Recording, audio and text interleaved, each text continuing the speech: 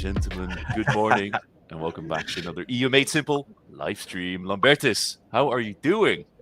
Man, that was a stressful morning, but I'm here at the Parliament. Actually, here you can look around. I'll show in the camera in a minute, and here for the State of the European Union. So I'm super excited. How are you? Yeah, I mean that is very exciting. I'm very good. I mean, especially seeing you there in the middle of everything. That should be very fun. I think I can put you on a larger screen. We prepared some things so we can see your background better. So now people are only seeing your camera, but you can see kind of what Lambertus is saying. So what do you see? What do you feel? What's going on there? Yeah, no, it's chaos here. There's so many people. I mean, you can see it on the. I mean, are they seeing the screen right now, Elliot? Yeah. You're on full screen. Okay. You're on full screen right now. Okay, right. Well, there's people everywhere. I mean, here, if I could just change the camera a little bit, there's like some kind of radio show going on. I think it's French. And like over there, here's where the actual State of the Union will happen, like insane. And like, I mean, you can see this is the Parliament, right? Yeah, it's very cool stuff. A little so maybe von der Leyen will come by here, that would be great. First row tickets. Yeah, maybe. We'll see. I mean, obviously she wants to talk with the EU Made Simple out of all the journalists there. Of course. I even have a second mic with me for when she comes on the stream, Right. We're always prepared. Very good. Exactly. So, no, but how are you? I mean, you had a calmer morning, right? I had a way calmer morning. I got out of bed. I mean, it's still early, so I kind of everyone that's here. It's very exciting to see such diehard fans of the European Union interested to learn more about the State of the Union. We honestly didn't expect much because I mean, who holds a speech at 9 o'clock in the morning if you want people to watch? That's something we need to talk about. Like, State of the Union in the US, it's like 9 p.m. or 8 p.m. prime time, and here we are at 9 a.m. in the Union. I don't understand. Yeah. Do you? So my theory is, maybe we can get into it a little bit more later, is that maybe Ursula von der Leyen isn't in the most popular place that she's been, and that holding it early maybe helps her a bit from media coverage and initial reaction, so there's more time to respond. Maybe just a theory.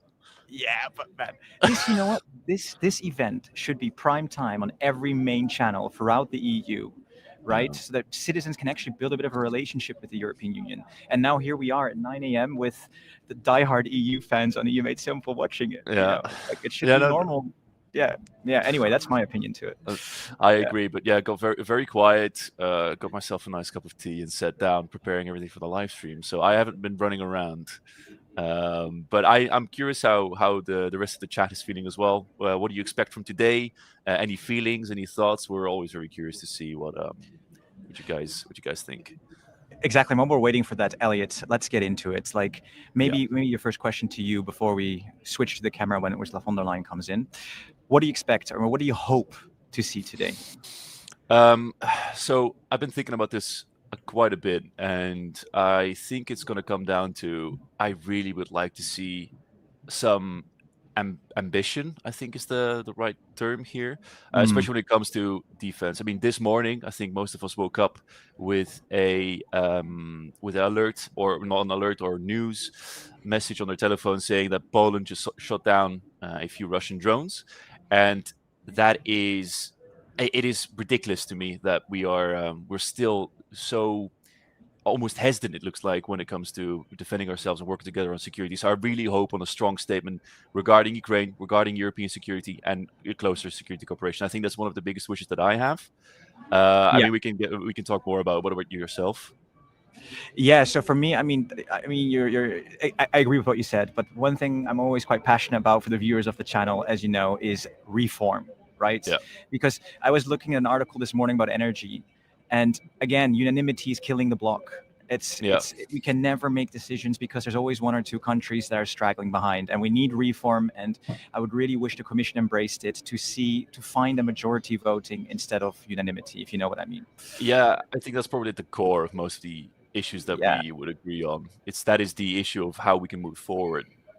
Exactly. And what do you think? Will we hear about anything treaty reform, or is that another dream of ours. It's, to be honest, in her speech last time when she formed her commission in November or December, she put like 3 sentences about it in her speech. So Okay. it is, but Yeah. I think she's only saying it to like make certain parts of the Greens and the S&D, these are two political groups within the European Parliament, as everyone should know, to make them happy, right? I think, I Yeah, don't yeah. think the real passion is behind it, to be honest. I mean, what do you think?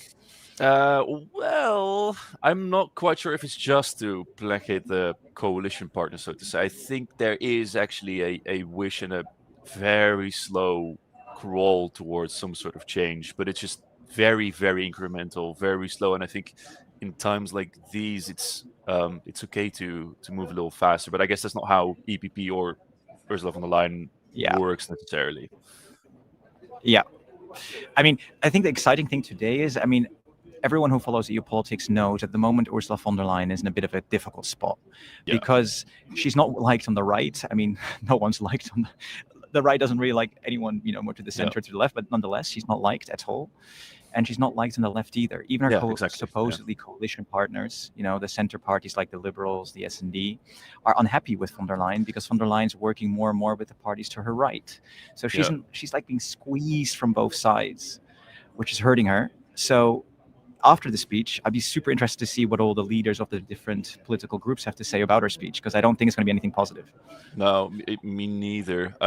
Well, maybe her own party and the very close, like Renew, maybe S&D, but definitely amongst not only, like you said, the far right or the right wing doesn't like her, the left wing doesn't like her and the far left doesn't like her because the Green Deal is being kind of cut away, at least in their opinion.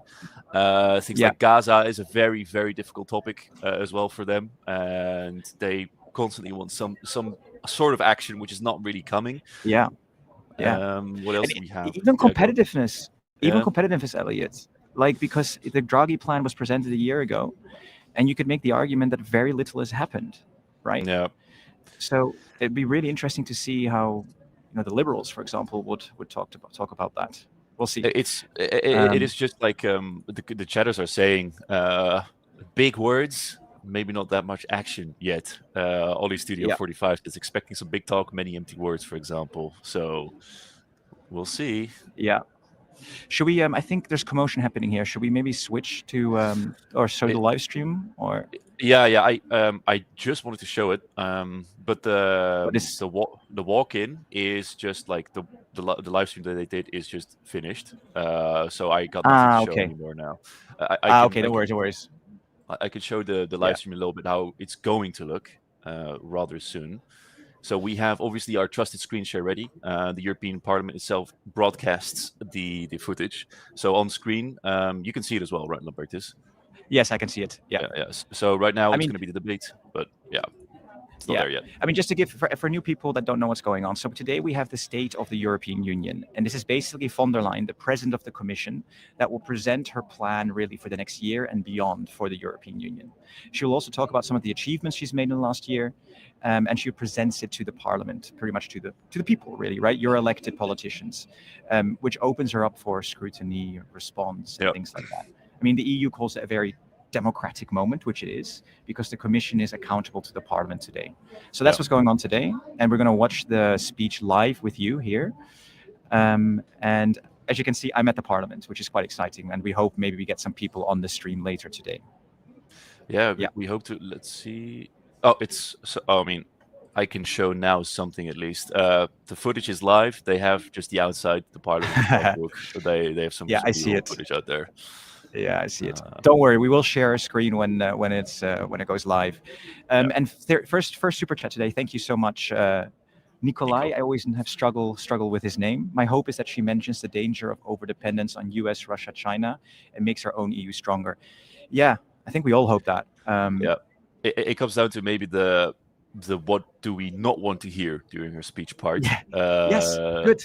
Elliot, let me ask you, what do you not want to hear during the speech part? And I think it kind of comes down to, I mean, it's kind of a cop-out because Nico already said it in his super chat. So thank you for that. But I'll be honest, I really hope to kind of move away from the kind of almost appeasement politics towards the United States. I think that it's been shown that every time we give something or we try to be a reasonable partner, Trump takes advantage. And I feel like many Europeans, including a lot of MEPs as well, on the left and the right, feel like this is the deal that she made, the trade deal. We made a video about it. Is almost like a betrayal to the European people, and I really hope that she can kind of maybe not mention it, or maybe fluff up the European Union in this case, because I think we need it. I think the States is going to be a big topic today, and I think she will fluff up the trade deal because obviously it's her name all over it. Yeah. Right. But I'm starting to get the feeling that that trade deal is not going to pass the Parliament because no one seems for it. Like no, everyone seems against it, and this is part of why her position is so like kind of fragile. Everyone thought of Ursula von der Leyen, especially during COVID and during the beginning of the Ukraine war, that she is some sort of strong woman during crisis time and she can manage it. But now that we can see this deal, everyone's like, what the hell? Yeah. What are we doing?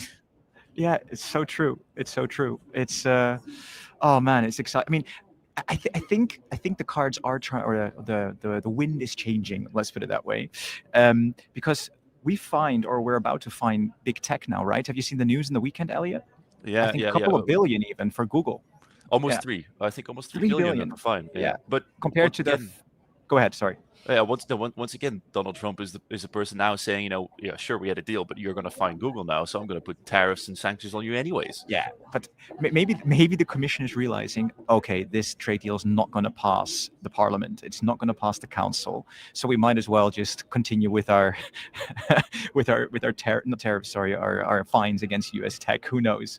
Yeah. Maybe I don't know. I mean, that's just a hypothesis. So they just send it after realizing, oh, maybe this trade deal is not really going to work. Yeah, exactly. So we're still getting just views of the Parliament in the live stream B-roll. So be patient. Yeah. I think it should start soon, though. I sometimes I just put it on so that people can see. We had a few comments. I mean, already a lot of people here, which is very very surprising this early on in the morning. But let's see what people have been saying. There is that a green? Farron asks, is that a green screen, Lambertus? Or are you actually at the Parliament?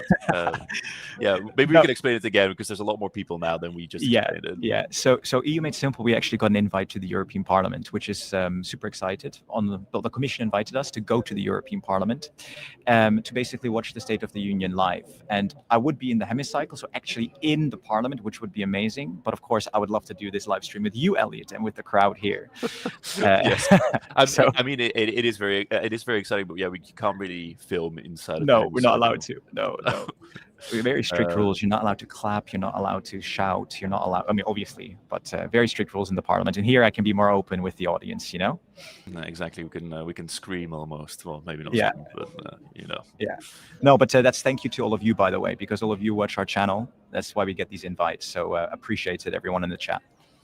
No, so we can. It's an extra little dimension. You can feel the change going on if you're actually at the place there. The bigger we get, the more people watch. I think more interesting our live streams are going to be, especially when we can stream from location. That is ideal.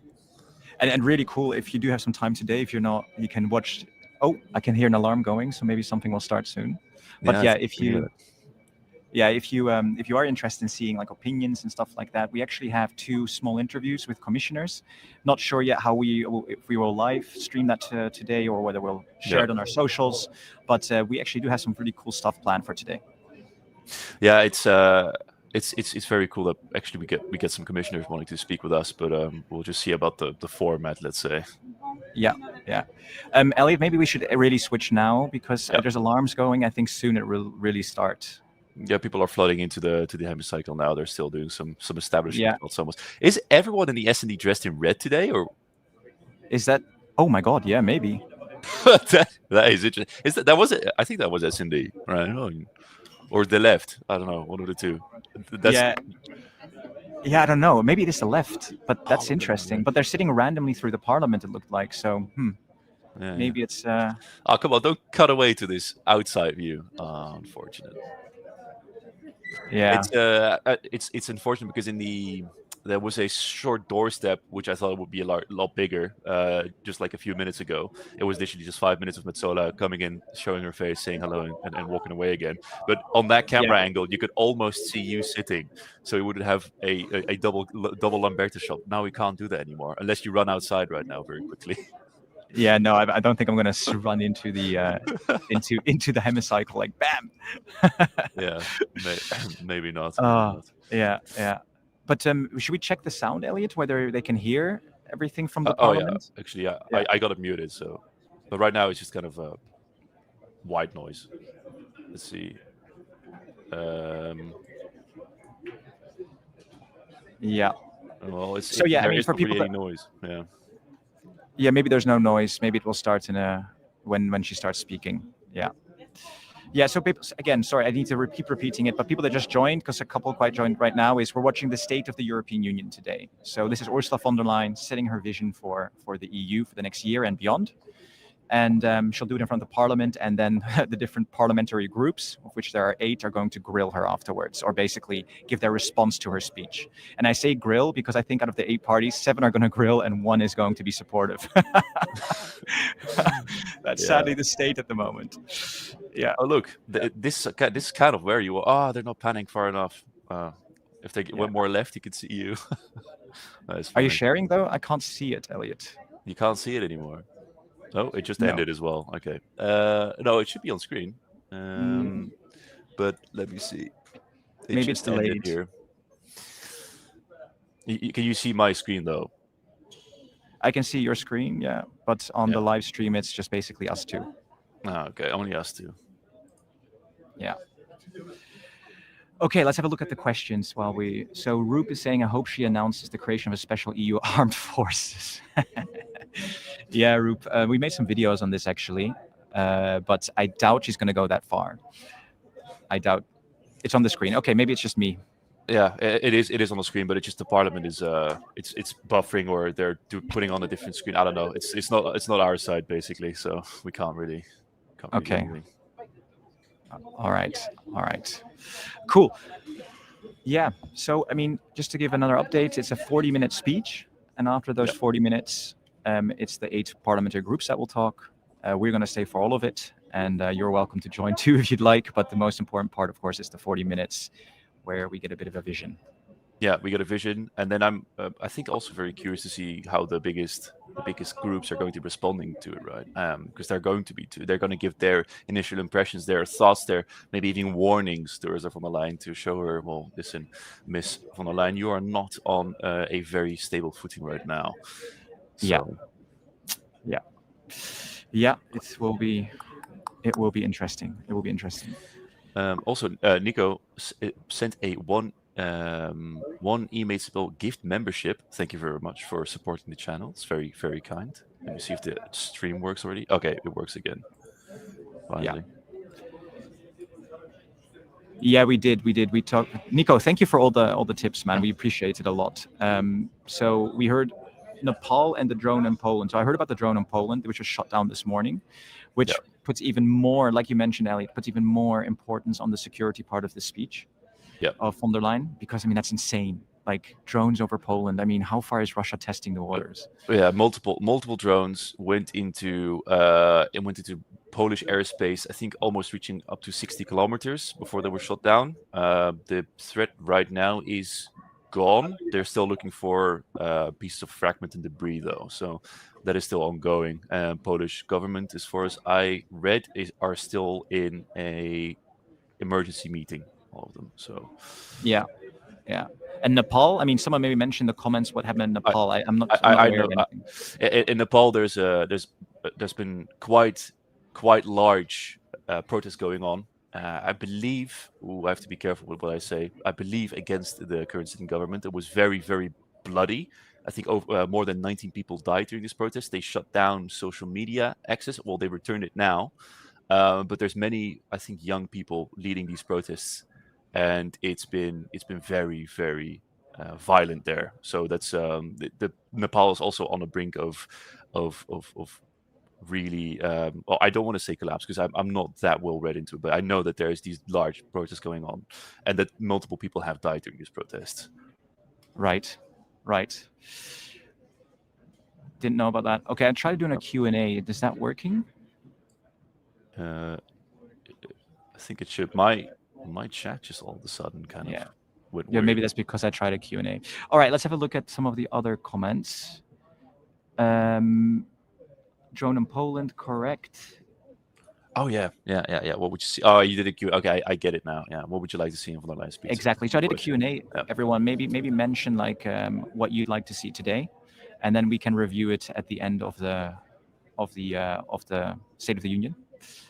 Yeah. That's actually a good idea to see actually if she mentions some of the things that people want to see. I think that's nice. Yeah. So Daniel Granados has been very generous, and he kind of aligns with my view of what I would like to see, hoping there are some news on federalization, like banking union, capital markets union, decision-making reforms, etc. And congrats to our great channel. What a nice guy. Very nice. Yeah, thank you, Daniel. Thanks, Daniel. We appreciate it. This is exactly what I want to see. I mean, maybe not as far as like full federalization, but definitely more integration in some parts where it makes sense. And where does it make sense, in your opinion? Defense for me is the big one, right? So I'll be very open my opinion here. I do not understand this whole idea of building 27 national armies. I really don't. Yeah. It just for me, it makes no sense. And it's just so expensive, and it's going to not bankrupt, I'm overdoing it, but going to cost us a lot of money. And if we at least integrate more on a military perspective, like let's start with like procurement, and then see where it goes. I think it will do the EU a lot of good. And then the second one is the decision-making reforms, right? I would love reforms in the council, meaning no more unanimity. Let's stop this idea that Hungary or Slovakia or anyone in the union can just veto everything. That needs to go. So those two things would be my hopes for this whole State of the Union. Yeah, there is a I don't know. I was reading some opinion articles as well to kind of see where the journalists were at this morning, and the hope that we just described, all of these kind of ambitious projects or big statements to kind of work together with something to see something truly historic. Some of them are afraid it's going to be left out of the way simply because she is in such a precarious situation right now. So she wants to not really rock the boat and kind of keep on going and stay the course that's currently set and not really try and anger any more people, let's say. Yeah, but don't you think that lack of ambition anywhere will just antagonize all 7 parties? You're never going to get all 7 parties in the European Parliament to like you. They're too different. Yeah, right?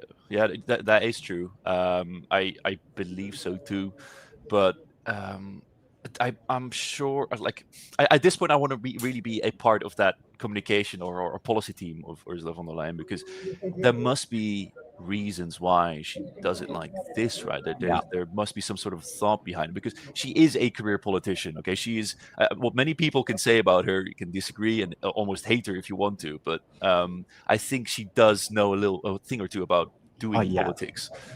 Yeah. I think so too. Obviously, she does. Otherwise, she wouldn't be the Commission president for 6 years now, or 5 years, exactly. 5-6 years. Yeah. So I don't know either. It's difficult. I mean, I'm with the communications team of the Commission at the moment. Well, not now, but during these days, and they really are saying at this State of the Union, and the stakes have never been this high. I mean, the EU always says this, but this time I do believe it, and that it's so hard for her because, like I said, she's getting fire from the right and from the left, and even some in her own EPP party aren't happy. Yeah, so, I wanted to ask kind of what because you're there, what kind of the vibe is when you're walking around there? Tense. Tense. It's really tense. I notice it. Like even yesterday, when it was half as full as now, you notice there's like a nervousness or like a tense atmosphere in the air, right? Mm-hmm. Because everyone. I mean, you can always say that the center left, the S&D, is kind of fighting for their life in Europe, so they need a result. The EPP obviously needs a result because they're getting pressure from the right. Yeah. The right needs a result because they're on a swerve upwards. They don't want to lose momentum. There she is, by the way, on the screen. We're already on the screen. Nice. Perfect. So like That's what I mean, tense, because everyone wants to like get something out of it, and it's. I mean, sorry, I'm switching topics, but the left is 2 votes away from another no confidence vote against von der Leyen. Oof. So the left has created a list of signatures, and they have already. I'm not sure how Yeah, many, right. but they're 2 away. They're 2 away Yeah. from another vote of no confidence. Yeah, it was. Yeah, there's one. Oh, there she is. Coming Yeah. actually in. Let me see if we. I mean, the audio. It's still just white noise for now. Yeah, I think it will turn on when there's actual. Okay, so maybe I'm sorry if the audience would switch topics like this, but this is von der Leyen on the screen right now, who is basically saying hello to like literally top politicians. She just said hello to the top Greens guy, Beck Eckhout, and she also just kissed Valerie Ayer. She's the leader of the Oh, yeah. Renew Europe group. Yeah. So she seems quite friendly with him. Let's see how they grill her afterwards, though. I forgot his name. He's from the Greens, right? The one. Yeah. The guy with the glasses. Eckhout. Yeah. Eckhout. Yeah. Eckhout. Yeah, that's the name. Eckhout, exactly. And now Weber, of course, they're best friends. Yeah. Yeah. Yeah. Besties. Yeah. So Weber is the leader of the EPP group, right? Who's this guy? Yeah. I'm not sure who that guy is. Maybe the chat knows. And we had another super chat by Nico. Nico, man, we've been thanking you. Yeah, we've been thanking him a lot, but deservedly so. Screw the veto. How is that democratic? Prefer a 51% majority vote to block something, not bullying, and of course make the EU Parliament more active.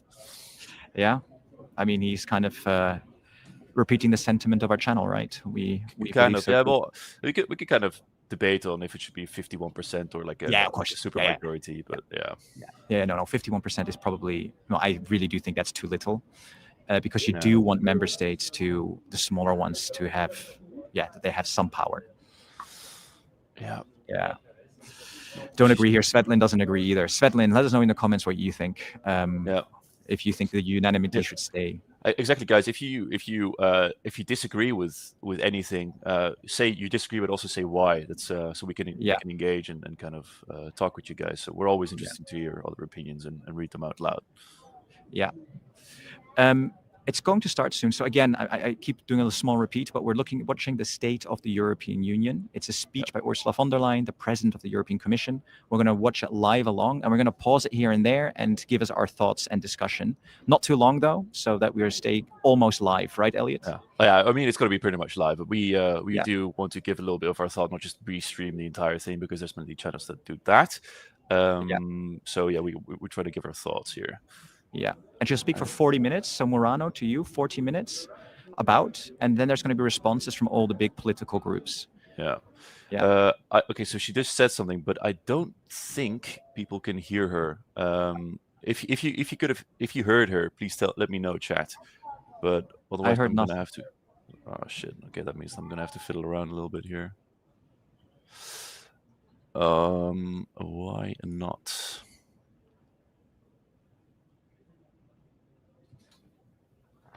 Yeah, but this is still okay. So just to give you an update, this is Metsola. She's the president of the European Parliament, not von der Leyen, of course. So she's basically just doing introductions, and then by the time she should be done, hopefully we have sound. Yeah, why is there no sound now? Luckily, it's only an introduction. Yeah, it's only an introduction, guys. So stick with us because this is not the important part. Is the tab unmuted? Yeah, right. Yeah. Yeah, it is. It is. This is so annoying. I hear her talking and it's unmuted. Oh okay. Lord. Don't worry, Elliot. Just focus on. I'll keep the crowd entertained. Just focus on fixing it. So let me see if some of your questions. Restart browser. Really appreciate Roberta Mazzolo. Yeah. So yeah, I think if you look at the Parliament, this is probably the fullest you'll see it in a long time. Yeah, that is true. Yeah, 100%. Because normally when there's debates in the Parliament, one of the big negatives is that there's not enough people in the Parliament watching the debates. So Elliot, what's the status, man? Otherwise, I need to share. Yeah, you go and share because this is going to take a little bit longer. Okay, where's the link? Can you send it to me, please? Of course, I can send it to you. That should be easy enough. This is the link. All right. Okay. There we go. And then I can just put yours in. That's very easy if you can share it. Yeah. Let me know when you can. They hear? Yeah, I can hear. So well, not Can yet. I have to put in still. Now it should be okay. Can people hear? Thank you very much, Yeah, President they Ursula, can. Minister, Just in honorable time. members. Europe is in a fight for a continent that is whole and at peace, for a free and independent Europe, a fight for our values and our democracies, a fight for our liberty and our ability to determine our destiny for ourselves. Make no mistake, this is a fight for our future. And I thought long and hard about whether to start this State of the Union address with such a stark appraisal. After all, us Europeans are not used to or comfortable with talking in such terms, because our union is fundamentally a peace project. But the truth is that the world of today is unforgiving. And we cannot varnish over the difficulties that Europeans feel every day. Maybe they can feel the ground shift beneath them.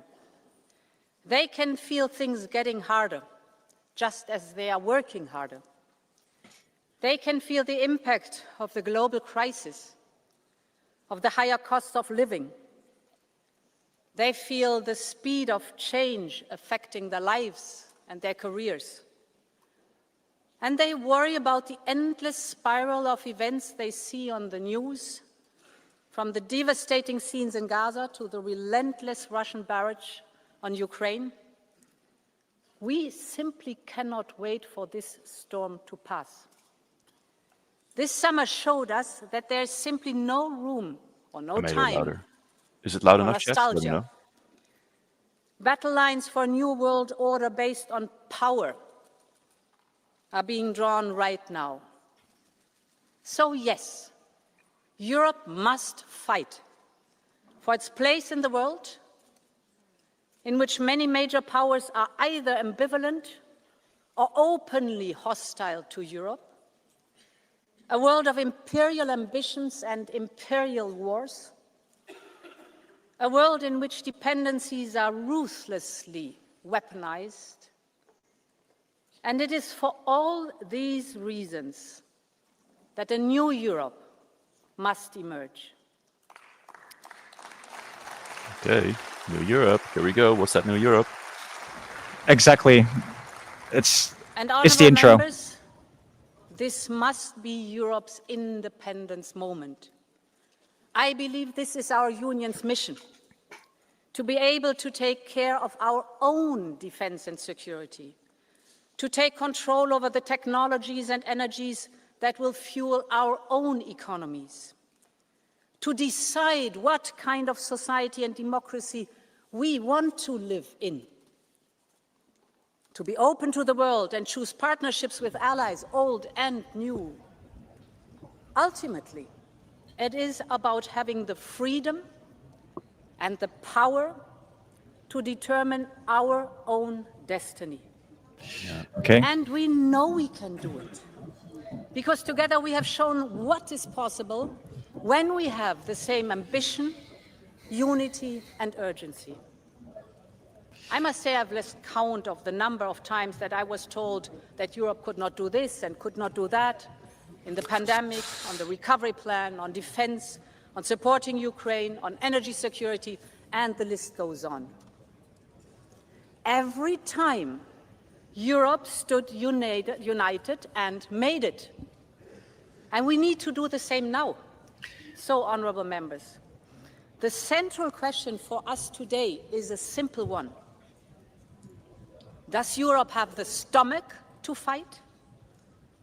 Do we have the unity and the sense of urgency, the political will, and the political skill to compromise? Or do we just want to fight between ourselves, be paralyzed by our divisions? That is what all of us have to answer. Every member state, every member of this House, every commissioner, all of us. No concrete ideas yet, Ollie. I agree. Yeah, I wanted to pause it quickly. So yeah, no ideas just yet. But I think that's just the intro, right? I mean, I am hoping for more. Yeah, me too. So let's hope there's going to be a bit more. Oh, someone said it in chat as well. The red clothing is in solidarity with Gaza. Someone said, or some other guy said maybe it's about S&D, but I think Gaza is a bit more likely. And they're standing. You see, I paused it right now. They're standing. Oh yeah, they are. Yeah, which is interesting. Well, let's continue. Let's see if she brings up the first big idea. My eyes, the choice is very clear. So my pitch today is a pitch for unity. Unity between member states. Unity between European institutions. Unity between the pro-European democratic forces of this House. Okay. That's for the S&D and the Liberals, Elliot. Yeah. Telling them, I think I'm thinking about you. Yeah, exactly. I'm here, and the entire college is here, ready to make this happen with you. Ready to strengthen the pro-European democratic majority, because it is the only one that can deliver for Europe. Honourable members, freedom and independence are what the people of Ukraine are fighting for every day.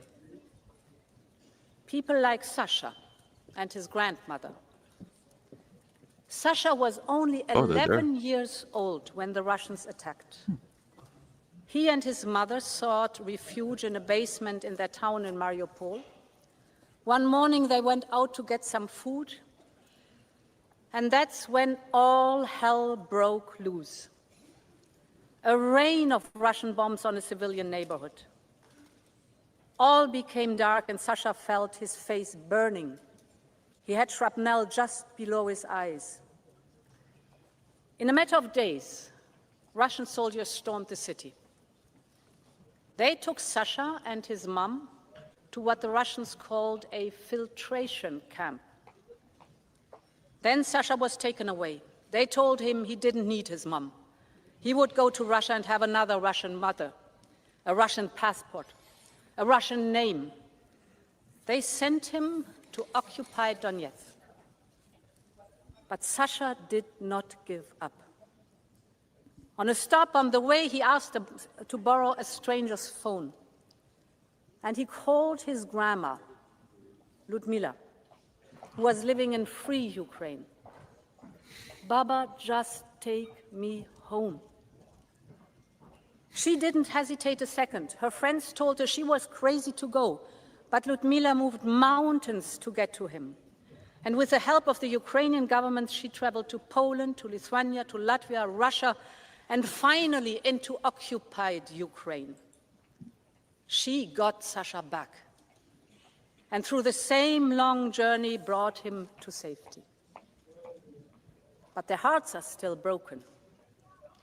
Every single day they keep fighting to find Sasha's mom, stuck somewhere by Russia's brutal war. I would like to thank Sasha and Ludmila for allowing me to share their story.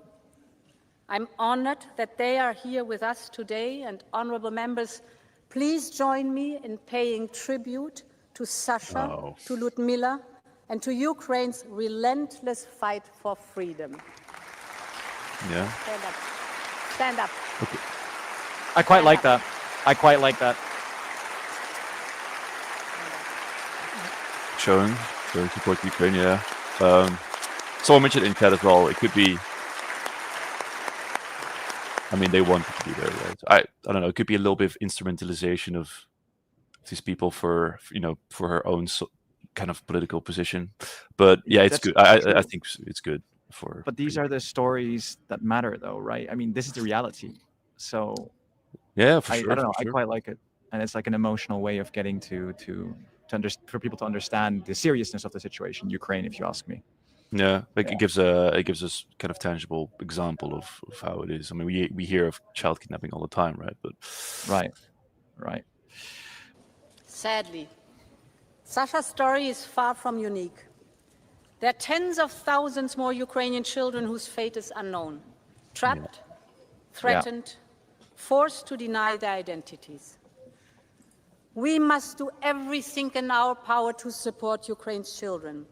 And that is why I can announce that, together with Ukraine and other partners, I will host a summit of the International Coalition for the Return of Ukrainian Children. Every abducted child must be returned. Okay. I think that's first point, really, the first strong point that you want to achieve. Yeah. Honourable members, this war needs to end with a just and lasting peace for Ukraine. Because Ukraine's freedom is Europe's freedom. The images in Alaska were not easy to digest. No. But just a few days later, European leaders came to Washington to support President Zelensky and secure commitments. Real progress has been made since then. Just last week, 26 countries in the coalition of the willing said they were ready to be part of a reassurance force in Ukraine or participate financially in the context of a ceasefire. We will continue to support all diplomatic efforts to end this war. But we have all seen what Russia means by diplomacy. Putin refuses to meet President Zelensky. Last week, Russia launched the largest number of drones and ballistic missiles in a single attack. Yesterday, there was a missile attack on a village in Donetsk, targeting people waiting to pick up their pensions. More than 20 were killed. And just today, we have seen a reckless and unprecedented violation of Poland and Europe's airspace by more than 10 Russian Shahid drones. Europe stands in full solidarity with Poland.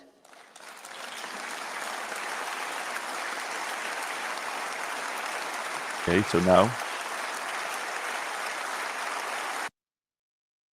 Careful, you're muted, Lambertus. Here we go. Sorry. I mean, I like the painting of the situation at the moment and everything, but I'm still lacking. I mean, it's still the start, but I'm still lacking like concrete proposals. I'm not sure what you're thinking. No, I think it kind of is going to come now, especially when it comes to the attack on Poland. Something has to be announced, right? You would assume. Right. Two. We need more pressure on Russia to come to the negotiation table. We need more sanctions. We are now working on the 19th package in coordination with partners. We're particularly looking at phasing out Russian fossil fuels faster. We're looking at the shadow fleet and at third countries. And at the same time, we need more support for Ukraine. No one has contributed as much as Europe. Close to 170 billion euros of military and financial aid so far. And more will be needed. And it should not only be European taxpayers who bear the brunt of this. This is Russia's war, and it is Russia that should pay. And this is why we need to work urgently on a new solution to finance Ukraine's war response and effort on the basis of the immobilized Russian assets. With the cash balances associated to these Russian assets, we can provide Ukraine with a reparations loan. The assets themselves will not be touched, and the risk will have to be carried collectively.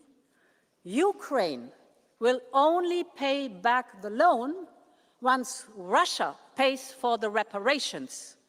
The money will help Ukrainians already today, but also be crucial in the mid and long term for Ukraine's safety. For example, funding the strong Ukrainian armed forces as the first line of security guarantees. So we will propose a new program. We call it Qualitative Military Edge. It will support investment in the capabilities of the Ukrainian armed forces. Take drones, for example. Before the war, Ukraine had no drones. Today, Ukraine's use of drones It is Ukraine's use of drones that is accounting for over 2/3 of Russian equipment losses. It is a reminder of the power of human ingenuity in our open societies. But we also know that Russia is catching up fast, supported by the Iranian Shahid drones. And it is seizing the advantage of industrial mass production. Saturday, in one single night, Russia sent 800 drones to Ukraine in one single night. So, ingenuity helped to open a door for Ukraine's defense, but raw industrial might, on the other side, may threaten to sweep it closed. So we can use our industrial strength to support Ukraine to counter this drone warfare. We can help transform Ukrainian ingenuity into battlefield advantage and into joint industrialization. And this is why I can also announce that Europe will front-load 6 billion euros from the ERA loan and enter into a drone alliance with Ukraine. Ukraine has the ingenuity. What it needs now is scale. And together we can provide it so that Ukraine keeps its edge and Europe strengthens its own. Okay. I think this is worth talking about quickly. So maybe very quickly before your comment, Elliot. So what I heard here is finally a push to use at least the interest of the $300 billion of frozen asset, I think, or frozen 300 billion euros worth of frozen assets to use the interest for Ukraine. And they don't really have to pay it back unless Russia kind of, which you'll never do, right? So it's kind of like a free money unless that happens. So that's the first thing I heard. And the second thing I heard, is that we're going to work with them on drones and we're going to support them as the front line of defense, which, what's your take? I think the drone part, many countries individually were already doing. I know that for a fact that they were already starting to make drone factories in Ukraine or in some form of capacity are working together with them. So I don't think that's super new, but good nonetheless. I think working together with Ukraine on any defense matters is going to be a bit beneficial for us because they have all the experience. So when it comes to that, I don't think there's any problem. I would have to go back to listen to that proposal once again, because I think I understood it the same way as you did, Lambertus, about the interest payments and sending it to Ukraine in that way. Yeah. But I wasn't fully sure if I understood that correctly. Maybe we can go back maybe afterwards. Later. Not now. Yeah. We need. Yeah, let's continue watching it. But no, I'm pretty sure it was the interest. I'm like 100% sure the interest of the 300 billion. Okay. But, yeah.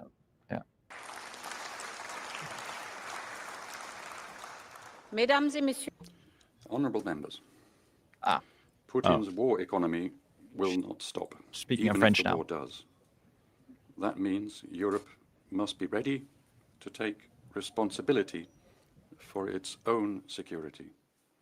Of course, NATO will always be essential, but only a strong and credible European defence posture will be able to guarantee our security. We have made historic progress in recent years to build our European Defence Union. Earlier this year, we launched Readiness 2030, which could unlock up to 800 billion euros of defence investment. This includes the SAFE programme that is now ready to provide 150 billion euros for joint procurement. 19 member states have already applied. The programme is already at full capacity. That's good news. We are also working to find a way to grant a bonus to those who support Ukraine or buy Ukrainian equipment. This is emergency financial assistance responding to an urgent need. Last week, I saw this for myself when I visited frontline member states. They know best the threat that Russia poses. And there is no doubt, Europe's eastern flank keeps all of Europe safe, from the Baltic Sea to the Black Sea.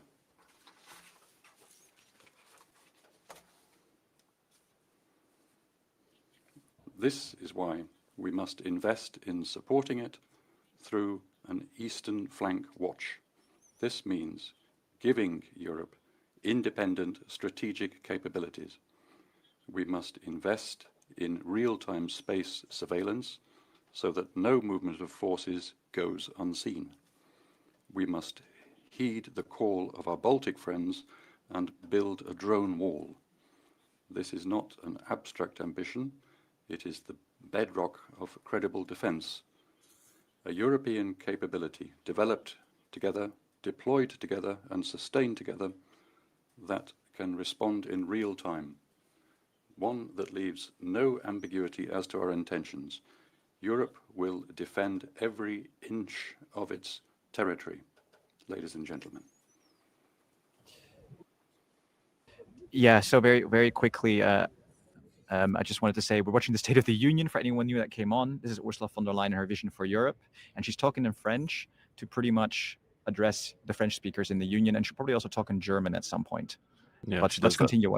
Yeah, she does that.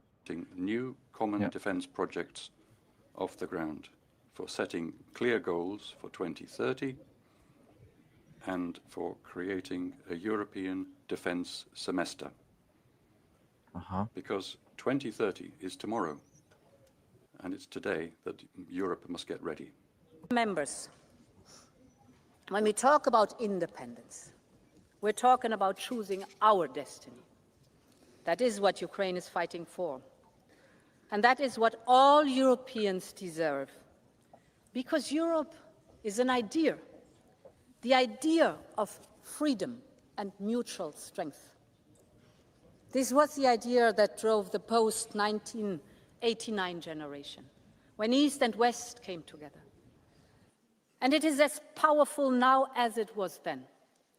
And this is why we're bringing future member states closer to our union, investing, supporting reforms, integrating into the single market. We must keep up the speed on this merits-based process, because only a united, I would even say a reunited Europe can be an independent Europe. A larger and stronger union is a security guarantee for all of us. And because for Ukraine, for Moldova, and for the Western Balkans, their futures in our union, let's make the next reunification of Europe happen together. So what did you think of that part, Elliot? Yeah, it's expansion of, integrating new members into the European Union, which is also nothing new, just kind of. That's what I mean. Yeah. That's exactly what I mean, because we've been talking about that for 10 years. Yeah. And maybe now she will say how, because I don't know how we're going to do this when member states like, I hate mentioning them again, like Hungary will not allow it. They have a veto. They're not even opening chapters yet. So it'll be interesting for Ukraine, at least. For other countries, there are opening some chapters. But yeah. Members, what is happening in Gaza has shaken the conscience of the world. Maybe we should pause a little bit more, because people have some questions in the chat. Begging for okay. People are unsure about the terms of unification and being independent, and what does she mean. So I think don't take it too literally, as in we're going to unify the entire continent into one country.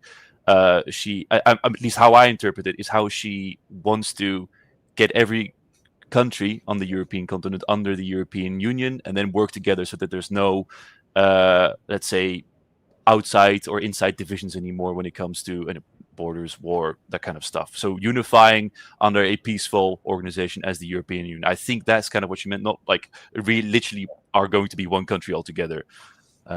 No, definitely not. I don't even think that's what she wants to go in the end. So no, yeah, exactly. So it's going to be trying to get everyone into the European Union and then hold it peaceful like that. So don't get your hopes up or don't get afraid. One of the two, whether you like or dislike it. But yeah. So next part is Gaza. She started with Gaza. Okay. Mothers holding lifeless babies.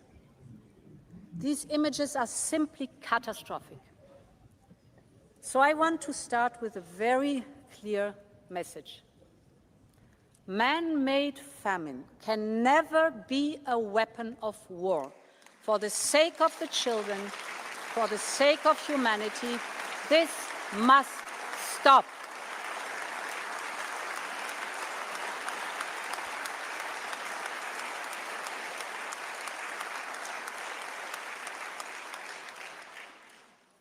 This is also part of a more systematic shift in the last month that is simply unacceptable. We have seen the financial suffocation of the Palestinian Authority. The plans for settlement project in the so-called E1 era, which would easily cut off the occupied West Bank from East Jerusalem. The actions and statements by the most extremist ministers of the Israeli government, which incite violence. All of this points to a clear attempt to undermine the two-state solution, to undermine the vision of a viable Palestinian state, and we must not let this happen.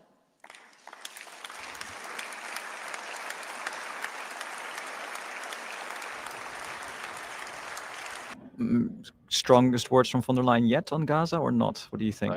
I think I'm pretty sure it's rather up there. I think so Definitely too. calling out ministers specifically, calling out Yeah. the weaponized use of hunger. Not fully sure we have seen this in, I mean, at least not in televised statements. Maybe in a press release, strongly worded letter type idea. But I think it's rather up there in how the rhetoric that we've seen from Commission and from herself as well. Yeah, I think so too.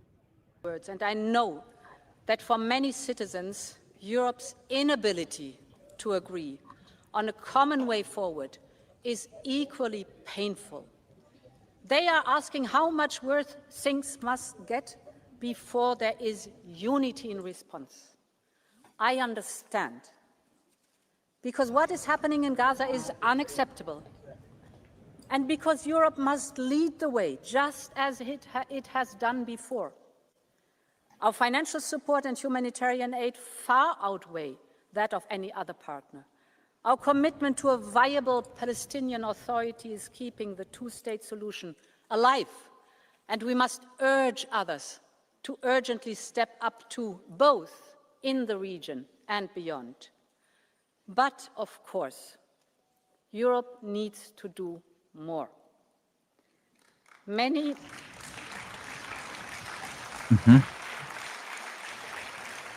I wonder what, von der Leyen. Many member states have moved ahead on their own. We'll see. On our side, we proposed to suspend parts of our Horizon funding, but this is stuck without a majority. We must overcome this. We cannot afford to be paralyzed. And this is why I will propose a package of measures to carve out a way forward. First, the Commission will do all that it can do on its own.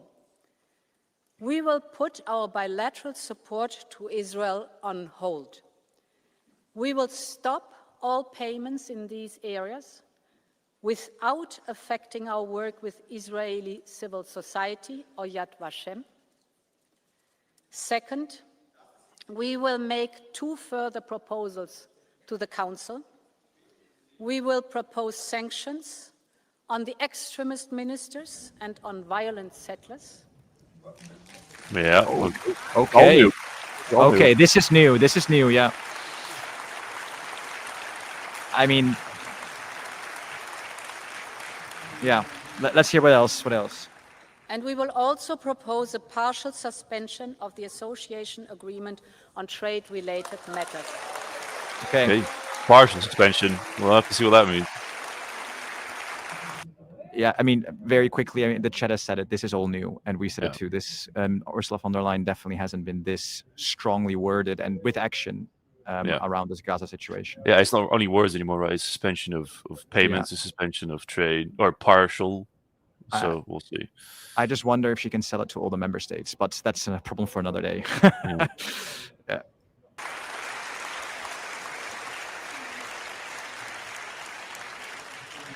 I am aware it will be difficult to find majorities. There we go. And I know that any action will be too much for one and too little for others. But we must all take our own responsibility. Parliament, Council, Commission. My third point, we will set up a Palestine donor group next month, including a dedicated instrument for Gaza reconstruction. I mean, just I'm not sure if you're hearing it in the stream, but there's definitely some people in the parliament that are not happy with this. You can hear them shouting and booing. Yeah, exactly. Yeah. This will be an international effort with regional partners, and it will build on the momentum of the New York conference organized by France and Saudi Arabia. Honorable members, I am a long-standing friend of the people of Israel. I know how much the atrocious attacks on October 7th by Hamas terrorists shook the nation to its core. The hostages have now been held captive by Hamas terrorists for more than 700 days since October 7th. That is 700 days of pain and suffering. There can never be any place for Hamas, neither now nor in future, because they are terrorists who want to destroy Israel. They are also inflicting terror on their own people, keeping their future hostage. Europe's goal has always been the same: real security for Israel and a safe present and future for all Palestinians. I mean, very quick comments, because I can see our comments. Her backtracking, I don't think this is so much as her backtracking, but keeping like the support of our entire EPP party, because there's also a big German contingent, and you know that Germany has been, for reasons that you can guess, very supportive of Israel, right? Yeah, no, I think that's what she's doing. I would definitely call it backtracking. I mean, she very clearly stated the split that there is, right? There are some people that think this doesn't go far enough, and others think that this goes way too far, and she's really trying to walk that fine line, because somehow, some way, she needs to keep that majority and support intact. So exactly.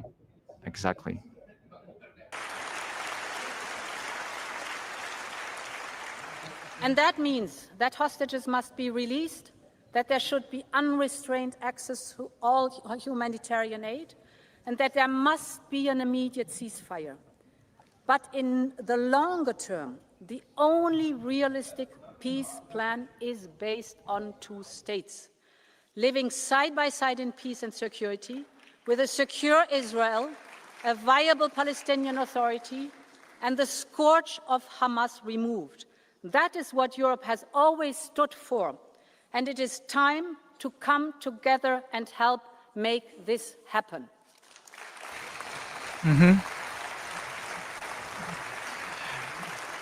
I look forward to the arguments against this after the debate. It'll be interesting. It's going to be explosive. Very explosive. The transition is now hard. I want to speak about competitiveness.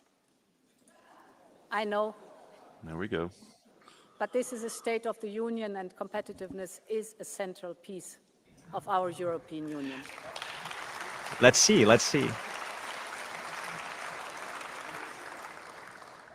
Europe's independence will depend on its ability to compete in today's turbulent times. We have everything it takes to thrive here in Europe, from our single market to our social market economy.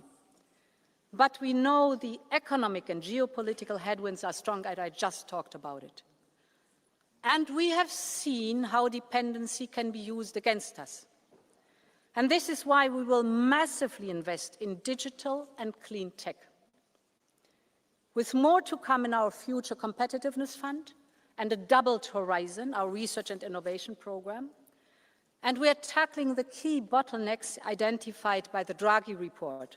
That's from energy to capital, from investment to simplification. She mentioned it. We have held strategic dialogues with key industries. cars, chemicals, steel, pharmaceuticals, defense, agriculture.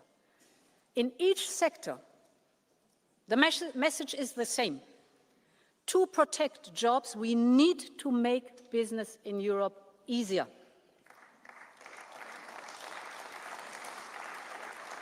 A digital euro, for example, will make it easier for companies and consumers alike. And the omnibuses we have put on the table so far will make a real difference. Less paperwork, less overlaps, less complex rules. Our proposal will cut 8 billion euros per year, 8 billion cut of bureaucratic costs for European companies. And further omnibuses are on their way, for example, on military mobility or on the digital. For innovative companies. I just quickly want to explain that, because omnibuses, for people that don't know, these are basically the cutting red tape packages. So for example, we made a video about GDPR that she's simplifying for smaller companies and things like that. So that's literally cutting red tape, which there is definitely some success there that's been made there. I know for some NGOs we work with, Elliot, they're very unhappy because their regulation is being simplified.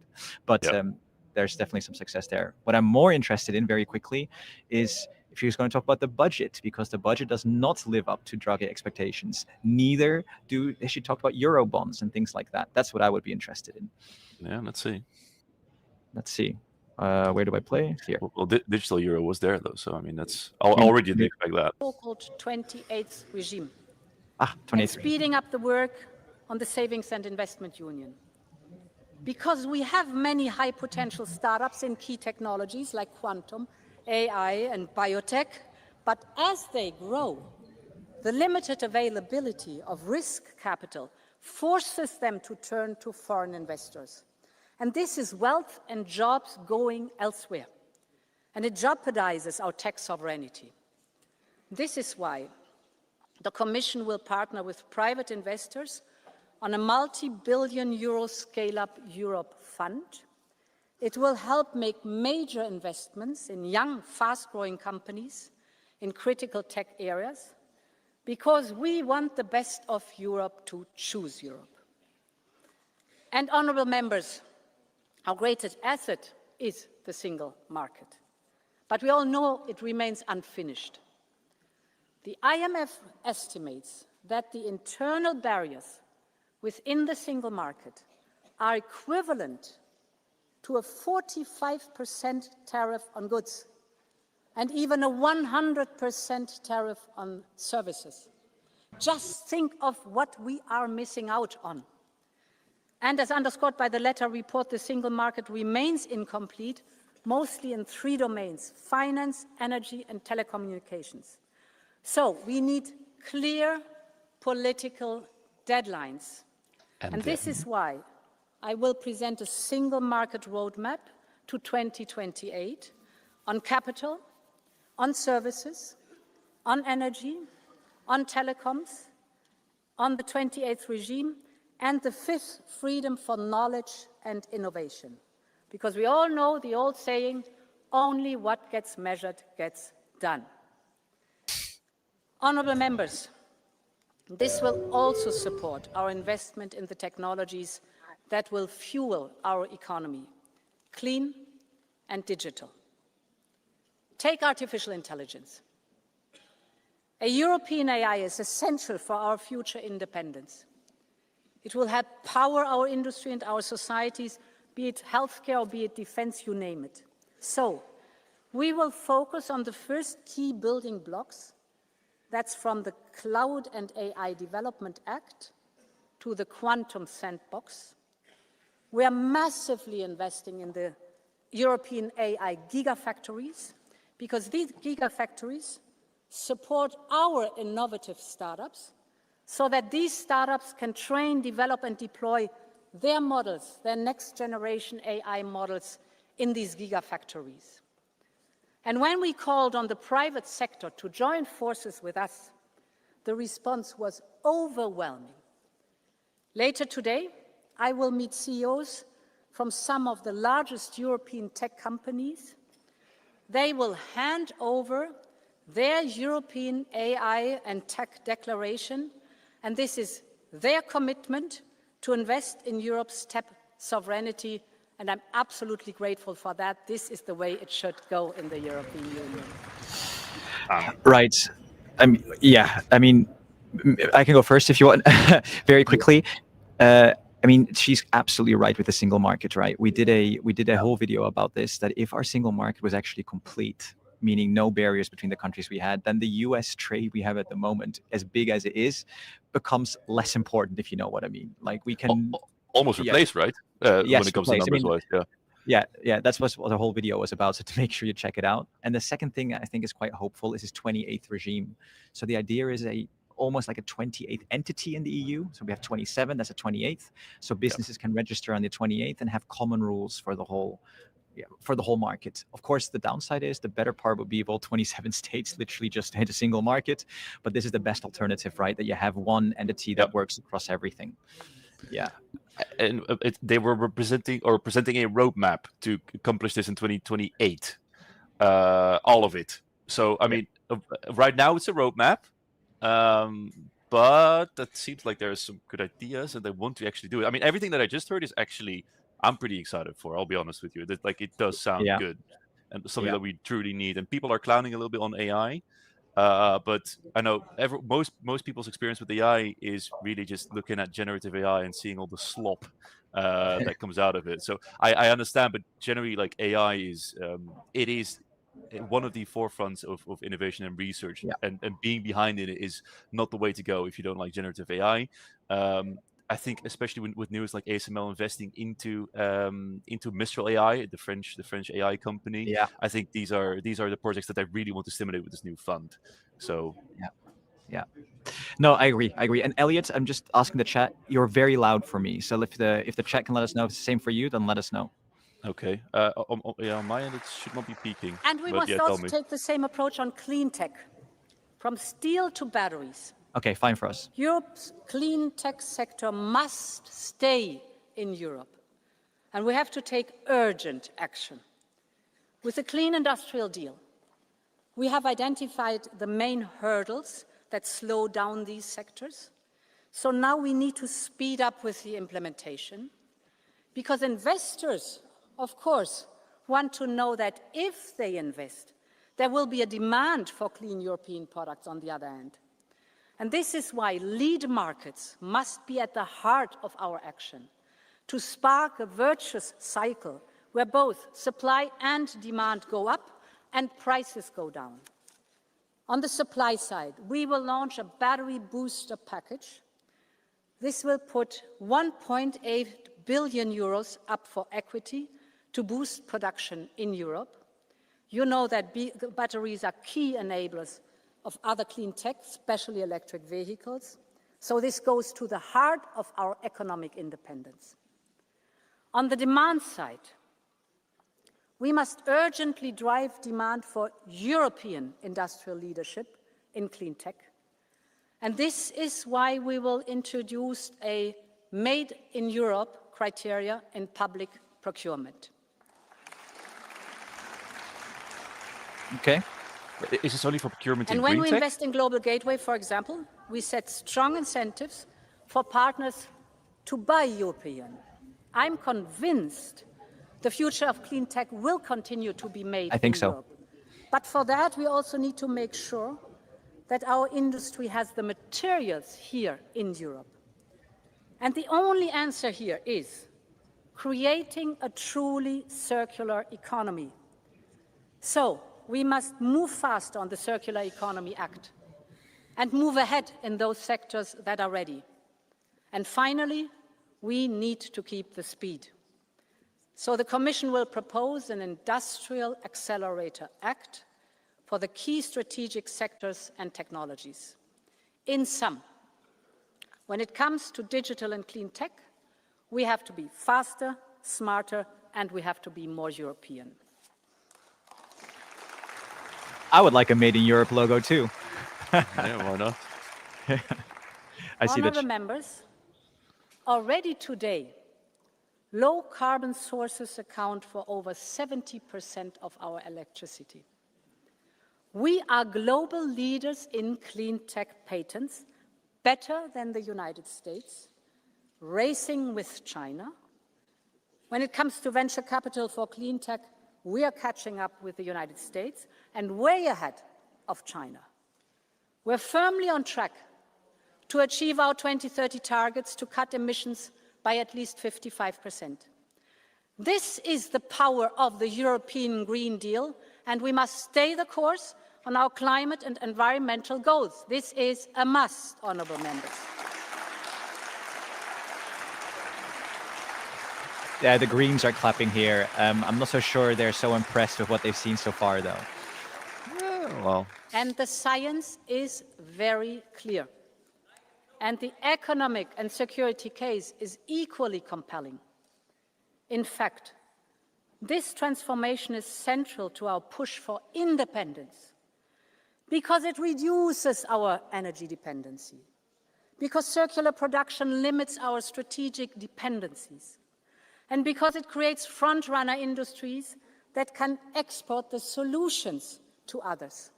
When I speak to the Global South, from Africa to India to the Central Asia, they are looking for solutions. These are rapidly evolving markets, and the jury is still out for who will dominate these markets of the future. We are the ones who can meet the growing demand for solutions, but it's not a given. And this is why the Commission proposed the 2040 targets, 10 years after the Paris Agreement. I know that many people are concerned about the scale of what is needed and what is ahead.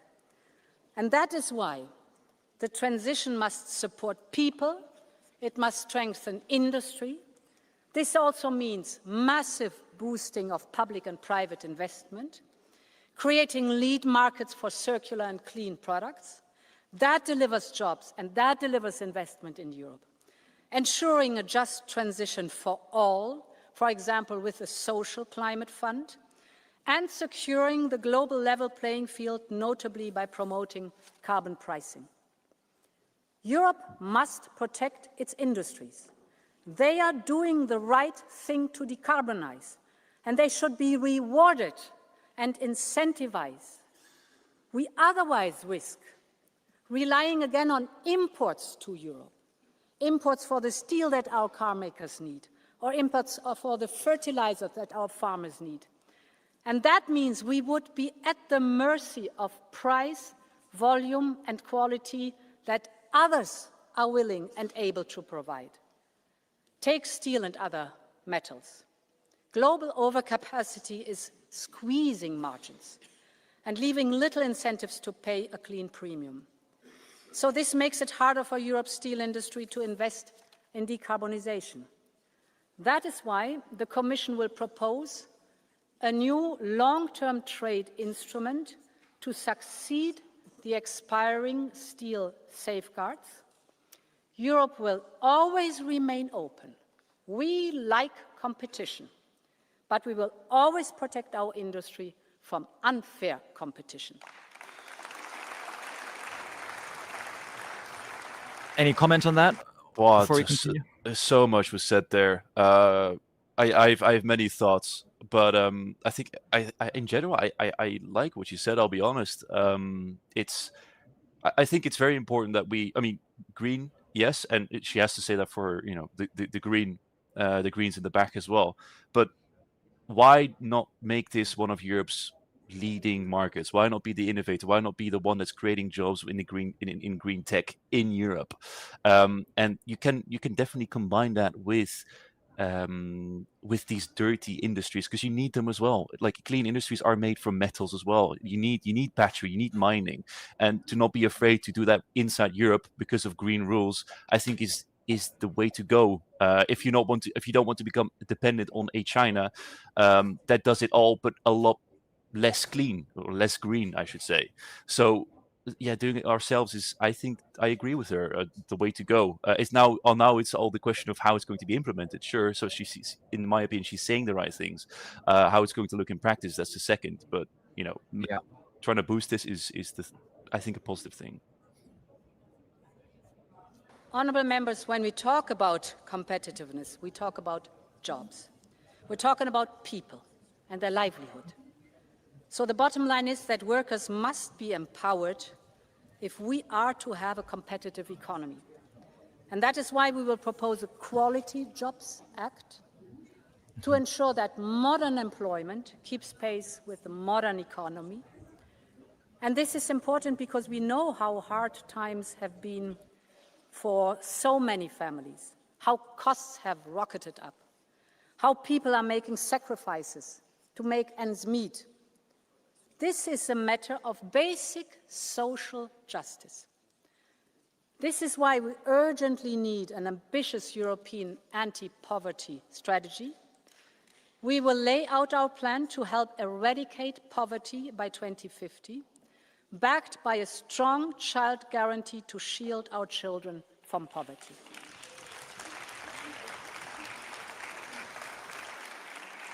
And we will also put forward a series of packages on affordability and the cost of living. Allow me to give you 4 telling examples. The first is energy. When the energy costs rise, it is not just a number on the bill. It is every single part of people's life that is affected. So at the height of the energy crisis in the last years, Europe acted. And thanks to that common effort, we quickly managed to stabilize prices and secure supply. We are now on the path to energy independence. But energy bills are still a real source of anxiety for millions of Europeans, and costs are still structurally too high for industry. We know what drove prices up. That was dependency on Russian fossil fuels. So it's time to get rid of dirty Russian fossil fuels completely. Bit too late if you ask me. I mean, last year alone, I just looked this up before the meeting. Last year alone, we spent more on Russian energy as the EU combined than we spent on Ukraine support. I mean, it's insane, right? I mean, it's only a fraction of what it was in 2022. This is being phased out over the past three years already. So it's nothing new, is what I'm trying to say. I know Elliot, but considering it has been 3 years ago, considering Crimea happened a lot longer ago, you know, like it's quite insane that we still buy so much, including the Netherlands. You know, Netherlands, Germany, and Spain. Not Germany, sorry. Netherlands, France, and Spain, and Belgium are like LNG, Russian LNG. They're buying loads of it. Yeah. Anyway, it's moving. Sorry, it's moving. Yeah. Oh, what brings prices down? And that is clean, homegrown energy. We need to generate more homegrown renewables with nuclear as a base load, but we also need to urgently modernize and invest in our infrastructure and our interconnectors. This is why we will propose a new grids package to strengthen our grid infrastructure and speed up permitting. And to go with that, I'm presenting today a new initiative called Energy Highways.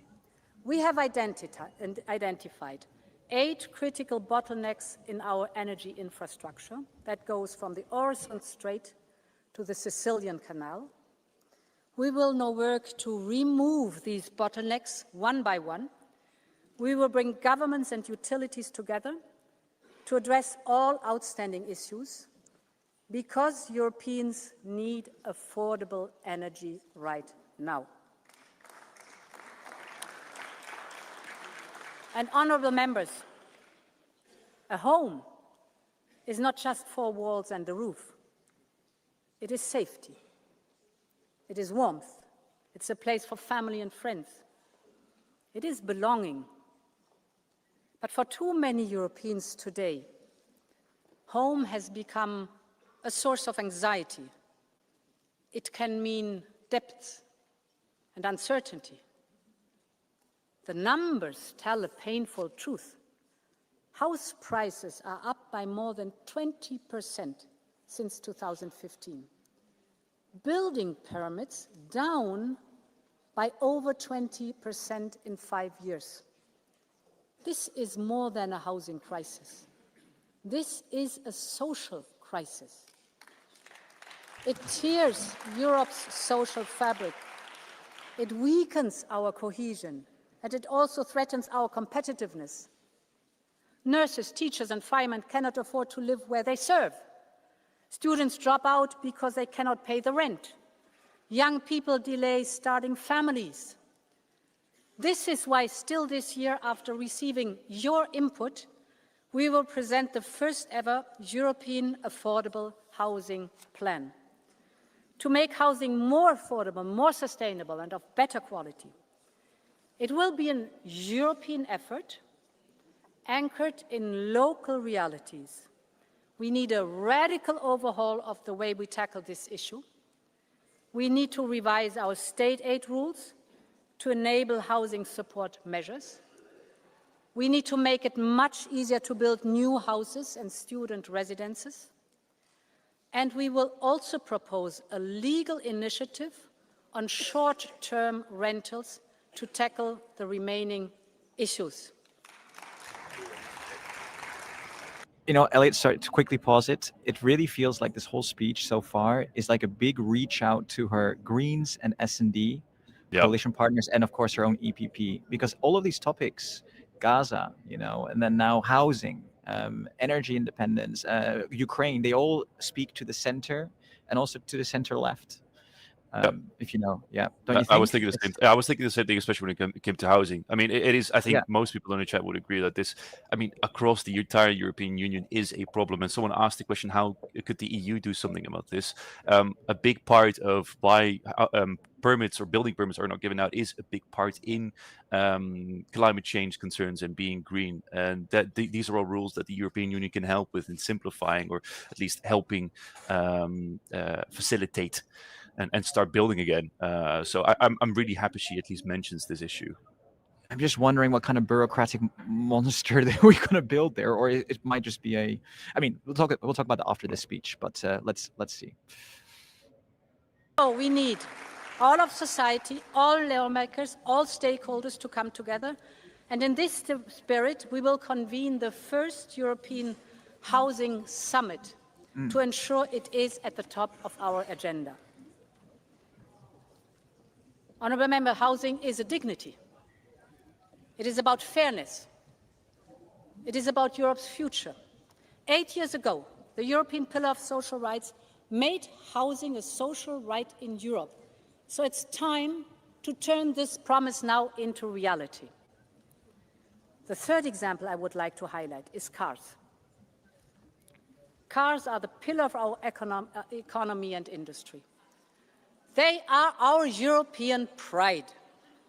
Millions of jobs depend on it. Earlier this year, we gave the sector more flexibility to reach their 2025 targets. This is working. And with respect for technology neutrality, we are now preparing the 2035 review. Millions of Europeans want to buy affordable European cars. So we should invest in small, affordable cars, both for the European market, but also to meet the surge that we see in the global demand. And this is why we will propose to work with industry on a new, small, affordable car initiative. I believe Europe should have its own e-car. E for environmental, clean, efficient and lightweight. E for economical, affordable for people. E for European, built here in Europe with European supply chains, because we cannot let China and others conquer this market. No matter what, we all know the future will be electric, and Europe will be a part of it.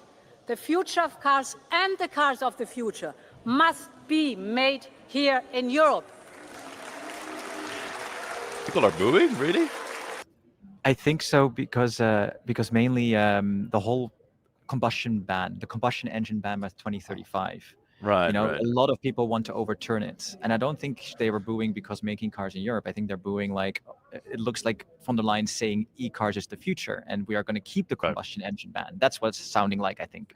Okay, I guess that makes more sense than why people could boo. But I thought, this is almost innocent. But I guess in that sense, it can. I think it can do everyone to the right wants to keep the combustion engine, right? Sure, yeah. Yeah.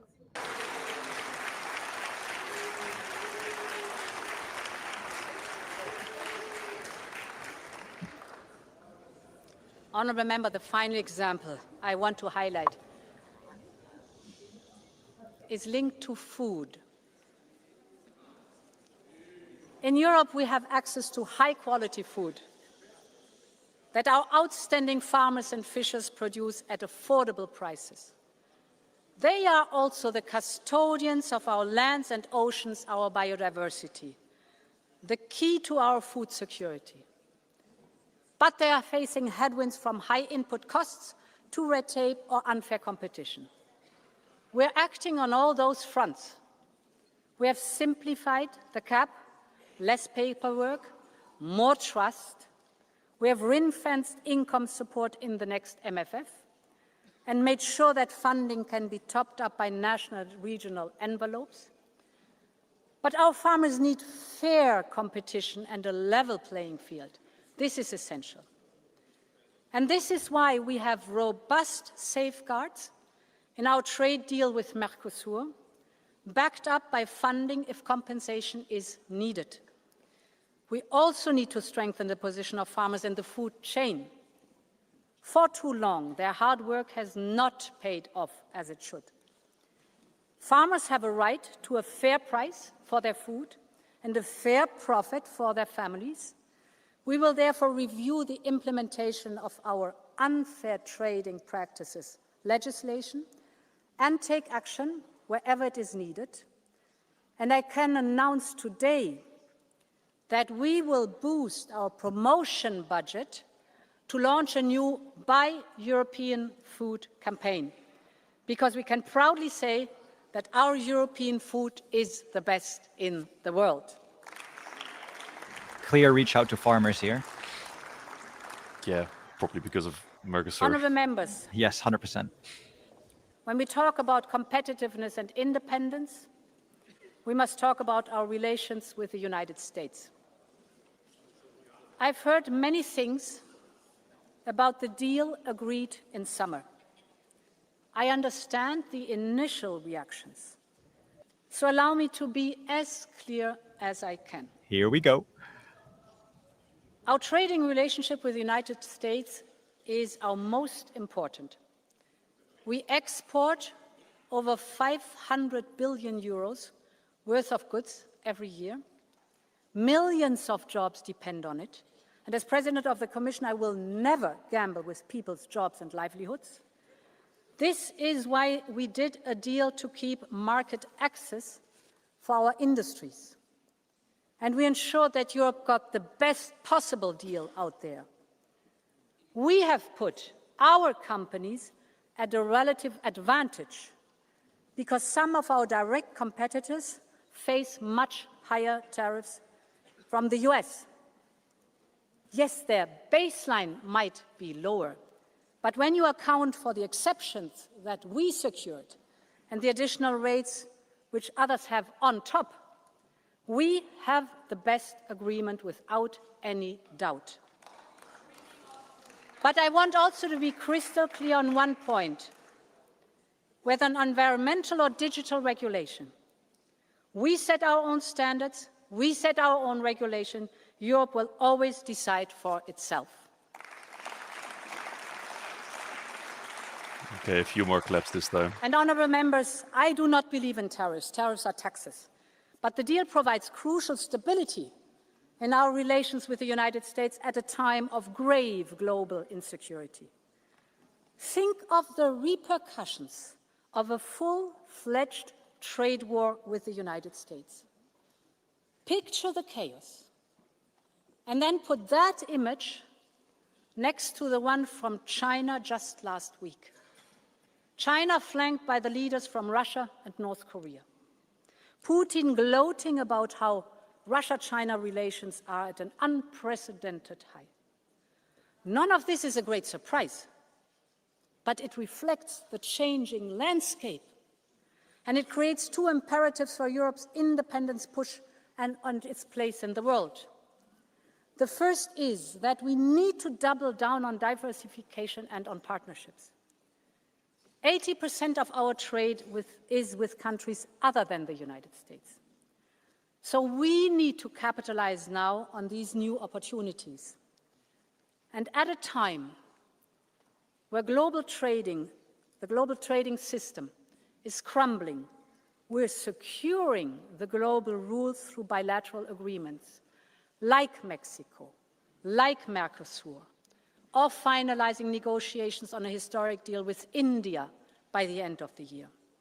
We will also build a coalition of like-minded countries to reform the global trading system, like with the CPTPP countries, because trade allows us to strengthen our supply chains, open our markets, reduce dependencies.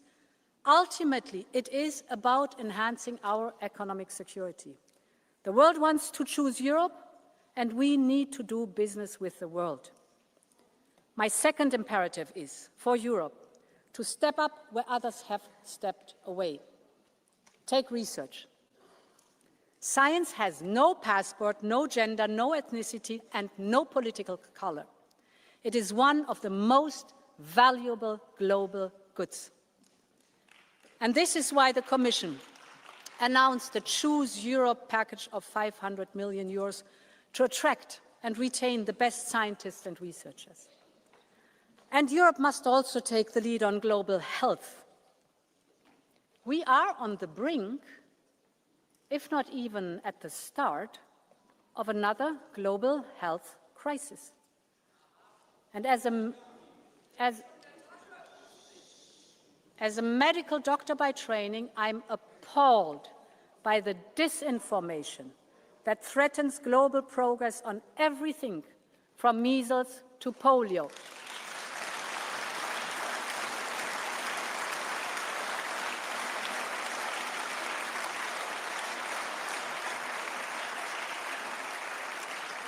And this is why today I can announce that the European Union will head a new... We can. Yeah, because quite a lot has been said again. Otherwise, it's going to be too much to react to. I mean, the biggest thing for me is to talk about the United States, right? For this part, it's. I always want to say that I kind of understand the situation that she's in. I mean, it is. No one can deny that the United States is largest or the largest or one of the largest trading partners, and so much money is involved. The largest by a mile. The largest by a mile, and so many jobs are in there. So I understand you don't want a complete trade war. At the same time, there should be. I feel like there should be a little bit more that we can do here than just say bend the knee completely or separate completely. There is something in the middle there that you can do to not just look like you just bent over. Sorry for vulgar language, but it kind of feels like it that way. Yeah, I agree with you, but I mean, the more I look into it, and also there's two key things she's doing. She's doing the first thing, it's buying time. Like, we need to buy time so that we can complete Mercosur, that we complete India, complete Mexico, Indonesia, all these other trade deals. And we also need to buy time for Ukraine, because Trump doesn't see these issues in a box. He sees them as widespread. Like, oh, you don't pay my tariffs? Fine, I won't support Ukraine. And then we're kind of screwed because we put our head in the sand for the last 10 years and not spent money on our militaries. You know what I mean? So it's very, very difficult for the Commission. But I agree with your point. Like, dude, UK got a better deal than us, you know? Like, it's not a good image for the EU. It's kind of, I definitely sell it differently, market it differently, and to the point that you said of, you know, China and Russia working together, that is a scary thing as well, where, you know, they're getting closer and closer, and then kind of our transatlantic partnership that we've had for so long is just kind of deteriorating with a different US president. The pictures were threatening from last week, I agree. But these countries don't get along well. No, it's like, true. You know what I mean? Like, Modi was there in the first time in like 7 or 8 years in China, and he's literally just doing it for the image to the States. Yes, it's threatening, but let's be honest, our relationships are still stronger than they are, if you ask me. It is, but I think it's good to point out that this is not for granted, right? Like, these things can change and they can keep coming together and at some point work out. I mean, obviously, all these, especially big countries, they have their obvious, divisions. They don't need the West for that. It's just a loose club, but exactly. Iran is there, for God's sake. Iran doesn't get along with half those countries, and I don't know. There's a whole video we can make on that. Yeah, exactly. Well, let's continue. Let's continue. Yeah. 1 second. Need to go here. There we go. Oh. Global Health Resilience Initiative. So we're talking about health here. Because the world is looking to Europe, and Europe is ready to lead.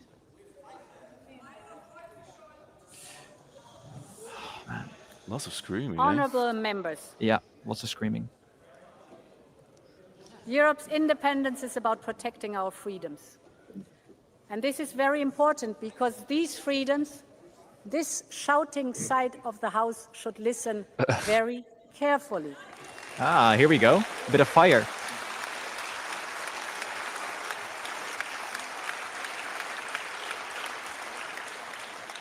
Listen very carefully. Can you please stop? Can you please stop?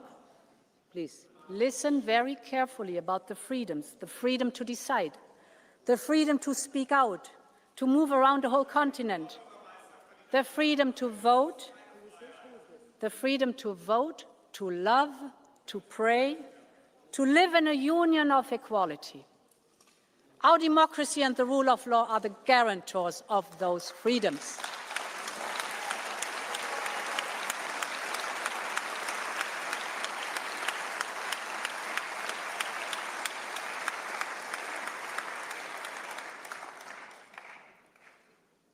This is why we have done so much to strengthen our tools and step up enforcement. We built a new rule of law cycle that ensures that problems are detected early and solved through engagement. We need an integrated annual cycle of the rule of law, a common rhythm, clear milestones, and contributions from all institutions. And our focus must be to close the existing loopholes. We have strengthened the link between funds and the respect of the rule of law, and with the next long-term budget, we will go even further. Respecting the rule of law is a must for European funds now and in future. Hungary and Slovakia, you're being looked at, I think, here. And honourable members, the rise in information manipulation and disinformation, as we hear, is dividing our societies. It is not only eroding trust in the truth, but also in democracy itself. This is why we urgently need the European Democracy Shield. We need more capacity to monitor and detect information manipulation and disinformation. So we will set up a new European Centre for Democratic Resilience. This will bring together the expertise and capacity of member states and neighbouring countries. You obviously are fearing this new centre. You are fearing it. Wow, wow, wow. She is really appealing. She's really appealing to the center in this speech, isn't she? Yeah, be careful, because right wing is big and elected, so you can't just... Okay, I understand that shouting has become a little bit of a tradition. Can you listen, please, to this discussion, and then you'll have the time to speak? Well, they'll have their time to speak, for sure. In some communities across Europe, Lambertus is speaking with someone else. I don't know if you can... traditional media are struggling. In many rural areas, the days of going out for local paper is a nostalgic memory. This has created many news deserts where disinformation thrives, and this is so dangerous for our democracy. Because informed citizens who can trust what they read and hear are essential to keep those in power accountable. And when independent media is dismantled or neutralized, our ability to monitor corruption and preserve democracy is severely weakened. This is why the first step, listen careful, this is why the first step in an autocrat's playbook is always to capture independent media, because this enables backsliding and corruption to happen in the dark. So we need to do more to protect our media and our independent press. And this is why we will launch a new media resilience program. And this media resilience program will support independent journalism and media literacy, but we also need to invest to address some of the root causes of this threat. This is why in the next budget, we have proposed to significantly boost funding for media. We also need to enable private equity. We will therefore use our tools to support independent and local media. A free press is the backbone of any democracy, and we will support Europe's press to remain free despite your shouting. All right. I'm going to pause it very briefly here. She's definitely on fire a bit now, right? I think she's warmed up. Yeah.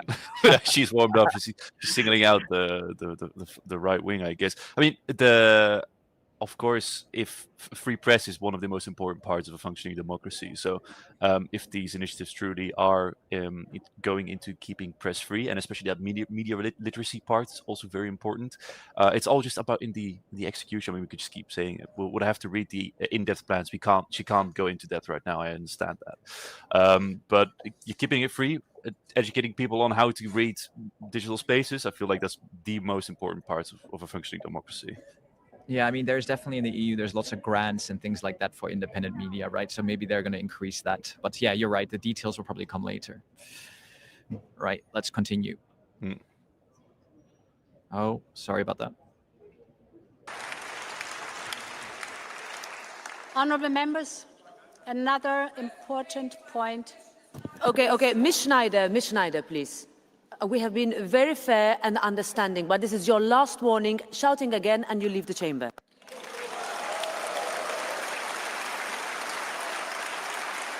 Will she be thrown out? We're getting some live drama. Unbelievable. Yeah. Let's have a look at social media. It has many, many benefits for connecting people. But I would like to raise one very specific topic. Do you think we're going to get a shout out, Elliot? This is the effects of giving our children unfettered access to social media. As a mother of 7 and a grandmother of 4, I feel the anxiety of parents who are doing their best to keep their children safe. These parents worry that when their children pick up a phone, they could be exposed to the wide-ranging dangers simply with a scroll. Online bullying, adult content, promoting self-harm, and algorithms that prey on children's vulnerabilities with the explicit purpose of creating addictions. Too often, mums and dads feel powerless and helpless, that they are drowning against the tsunami of big tech flooding their family homes. I strongly believe that parents, not algorithms, should be raising our children, and their voice must be heard. This is why today I'm here to tell you that I'm listening, just as in my days, we as a society taught our children that they could not smoke, drink, or watch adult content until a certain age. I believe it is time we consider doing the same for social media. Our friends in Australia are pioneering a social media restriction. I'm watching the implementation of their policy closely to see what next steps we can take here in Europe. I will commission a panel of experts to advise me by the end of this year on the best approach for Europe. We'll approach this carefully and listen to everyone. And in all of this work, we will be guided by the need to empower parents and to build a safer Europe for our children. Because when it comes to kids' safety online, Europe believes in parents and not in profits. Sorry, I'm on mute, but here we go. I just had to laugh in the chat. Someone's like, if chat control comes, I'm starting to use pigeons. Sorry, I just had to call that out. And quickly, this is not chat control, people. Chat control is the EU basically being able to read your messages if they're tagged as being sensitive or bad. And this is basically about social media for 16-year-olds. I mean, anything to add, Elliot? Nothing to add. I think it's funny because I keep saying this, that I think we're going to view social media, especially social media algorithms for kids, the same way as we did smoking, like 20 years ago, where or maybe even longer, 40 years ago, where we know now it's very harmful and it's destroying the development of our brains. I mean, we're all addicted. I think there's, especially everyone in Europe and the West, we're all addicted to our phones, including the parents. So I mean, sure, let the parents teach their kids, but they're going to have to set a good example. So everyone's going to have to learn to kind of decouple from being hooked to their phones. Yeah, no, and for chat control, definitely something we talked about a lot. You can see a video on our channel, but I don't think she's going to mention in her speech, to be honest. It's currently it's currently with the council. It's not even with the commission. So let's see. Oh wait, I need to pause it here. Here we go.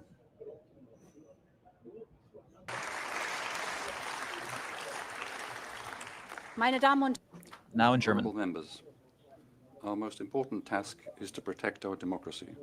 But to do so, we must also show that democracy offers solutions to people's legitimate concerns, and nowhere is that more evident in the context of migration.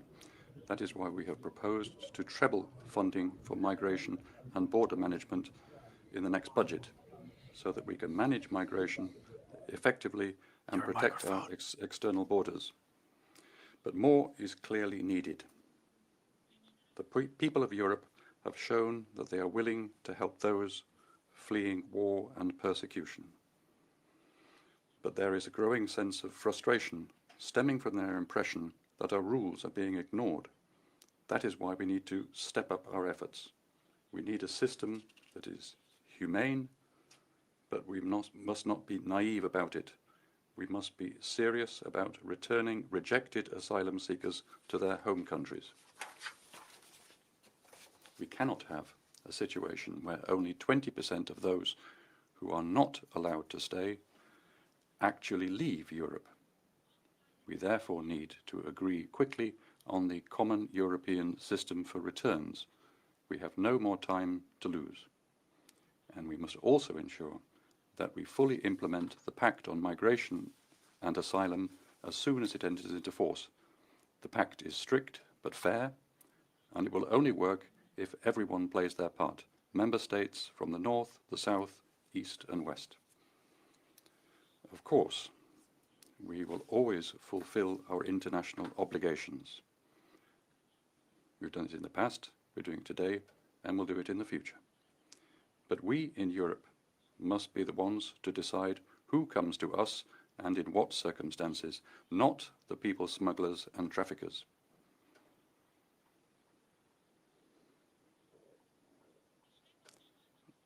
The smugglers and traffickers are making millions and millions with their cynical, false and fatal promises.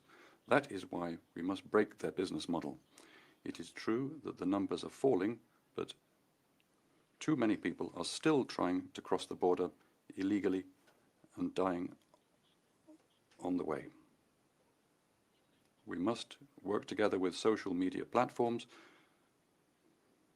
to put an end to the online organization and advertising of smuggling operations. We must work more closely with airlines, especially on problematic routes, such as those to Belarus. And it is only by going after the money that we will be able to track down the criminal networks and cut off their sources of funding. And we need a new system of sanctions specifically targeted at people smugglers and traffickers, to freeze their assets, to restrict their ability to move around, to cut off their profits. People smuggling is a horrible, criminal business, and no smuggler or trafficker should be allowed to get away with it in Europe.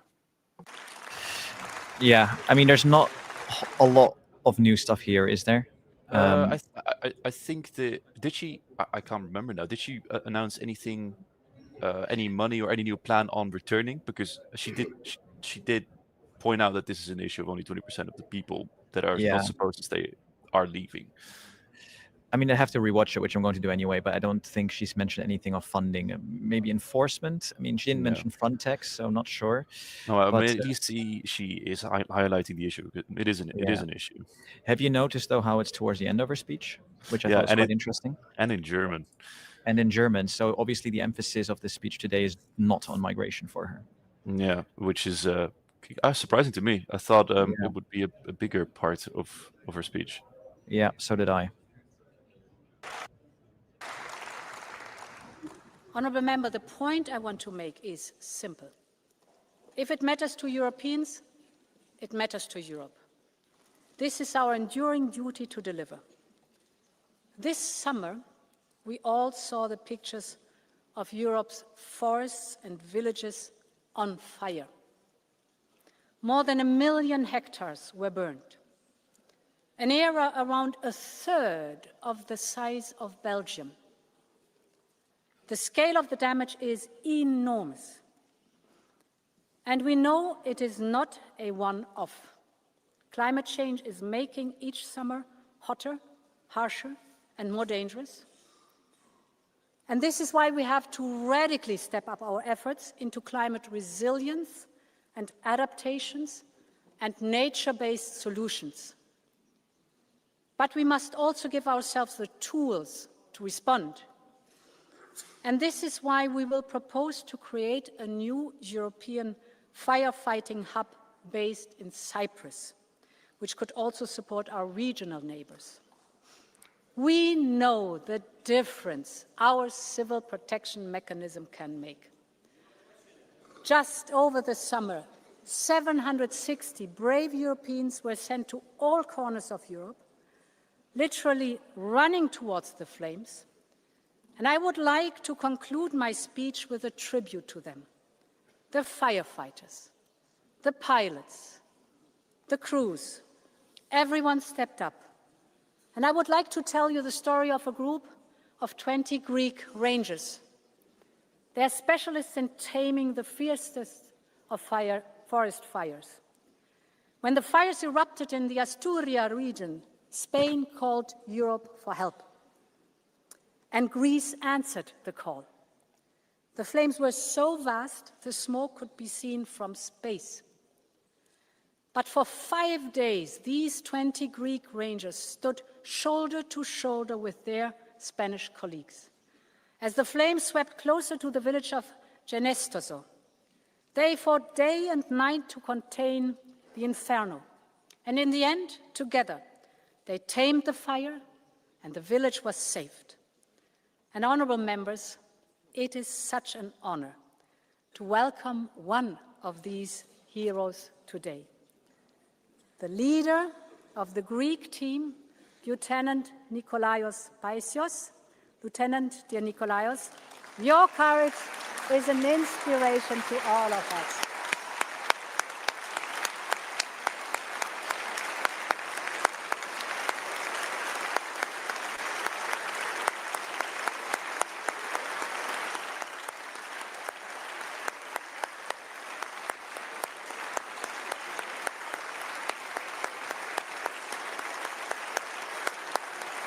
Should we clap as well, or? Yeah, I mean, they're clapping a while here. So, I mean, respect, right, for what they're doing over there. It's obvious, yeah. I agree with AGVD in the chat where I'm like, I kind of want to hear more about certain topics, you know, but, she continues. This is the Europe that I love and that you love, we all love. This is the Europe that we must protect at all costs. And we must do that together. I want to work with this House and with all pro-European democratic forces to deliver for Europe.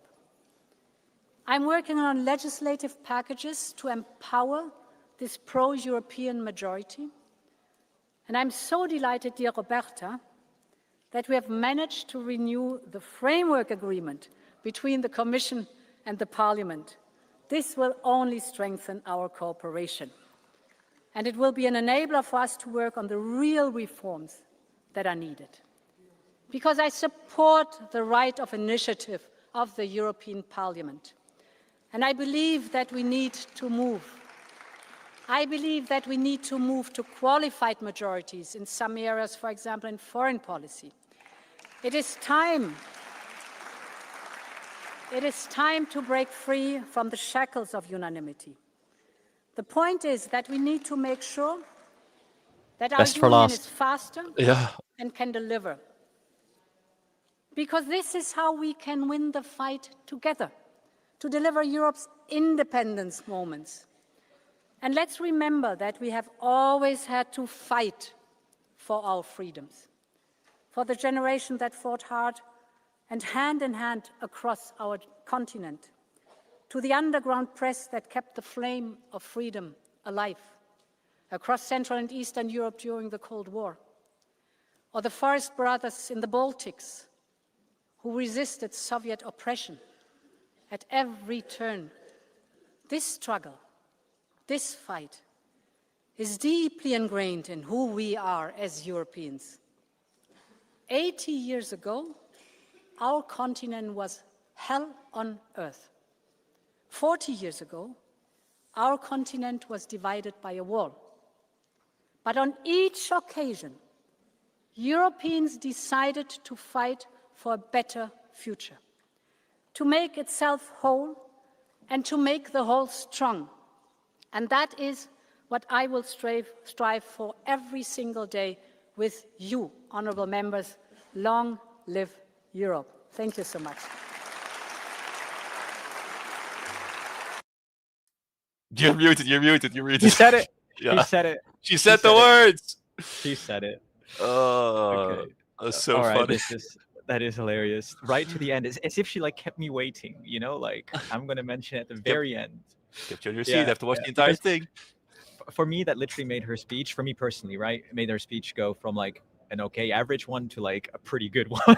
Yeah, I think so. So for the people that missed it, she did mention that two very important things. One is that she wants to get for the right of initiative for the parliament, that she supports that.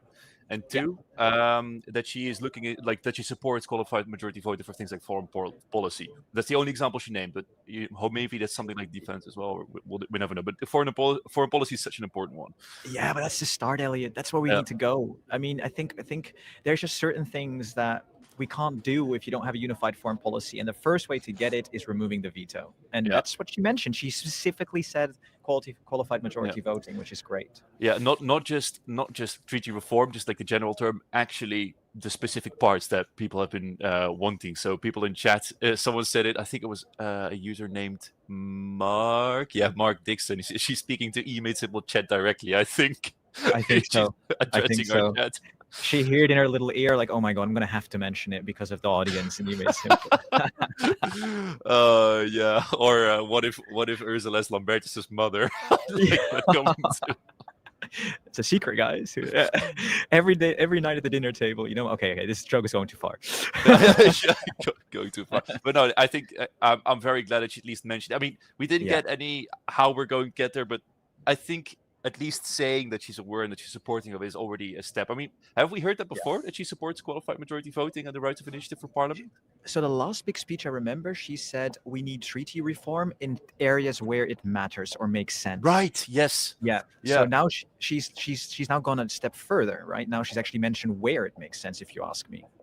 So I think it's a good sign. I mean, again, how is a big question, because in order to change this, you need veto, and you'll never. In order to change this, you need unanimity, meaning all the 27 member states need to agree on changing it. So we'll have to see. It's really the step is from this ambiguous. We have to do some form of treaty change to now really naming specific examples, and I think two of the big ones as well: the UMV and right of initiative for the parliament. That is very, very interesting.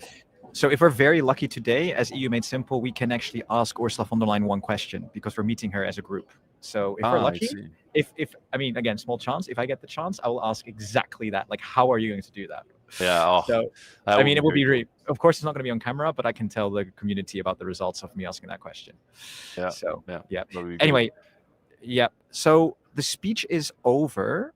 Now, basically, what's happening is all these politicians are giving their reply to the speech. So starting with the EPP Weber, maybe in the comments, let us know which party you want to see, because we are lagging a little bit behind. And Elliot, I don't know what your opinion is, but should we skip Weber and go to another one? Because Weber is just going to support her in what she said. That I was thinking the exact same thing. I mean, Weber is from her party. He's going to say, big thumbs up von der Leyen, thank you, what have you, and just saying support. So I think I'm really interested to hear from, especially sovereignists, especially patriots, but also from the left, what the flanks, let's say, have to say about this speech. Because I mean, at least in my opinion, most of the center parties should be rather happy comparatively to previous speeches, I'd say. True, but maybe let's skip Weber. Should we just listen a little bit to the socialists, so the Social Democrats? Yeah. Social Democrats, sure. So let's skip there. 1 second. We'll skip Weber. So this is here we go. The EPP. So this is like her coalition partner. Sorry, but here it has been She's speaking in Spanish. Very clear who your main enemy is, Mr. Weber and the European People's Party. You did your best. You did what you could today to try to bring a work program to us here today for all pro-European forces to rally together behind it. You did your best, but now you can see who is responsible for the European alliance and platform not working in this House. And that problem has a name, Manfred Weber and European People's Party. Today, we heard you call for urgency and unity, but the question echoing through the streets of Europe is another. Sorry to pause it, everyone, but I just want to really quickly explain it. Weber is the head of the EPP party, so that's the party where Ursula von der Leyen is from, right? And he just had a speech before this lady from the S&D, and apparently he's not well liked, as you can see in her speech. Where is Europe? Because the urgency and unity which we need cannot come at the expense of ambition or the interests of European citizens. Where was Europe when you signed an unfair deal with Trump? Accepting 15% tariffs without any retaliation is unacceptable. Promising the US hundreds of billions of euros of oil and gas purchases and defense investment without the authority to do so is an abuse of power. You went to Scotland to bury the Draghi and Letta reports and our strategic autonomy under a golf course. Let me remind you where you should be investing. Here in Europe, 800 billion euro a year in common debt to finance the green transition, digital transformation, defense and the social model. Our position is clear. We will amend the agreement. We will demand that US producers comply with the same standards that we require in the Union, because farmers cannot be the losers in your pact with Trump. And if Trump continues his trade war against our digital laws, we must activate the anti-coercion instrument. Ms. von der Leyen, where is Europe when Gaza is dying every day? More than 64,000 Palestinians killed, 2 million displaced, homes, hospitals and schools razed to the ground, famine used as a weapon of war, children machine-gunned while searching for food.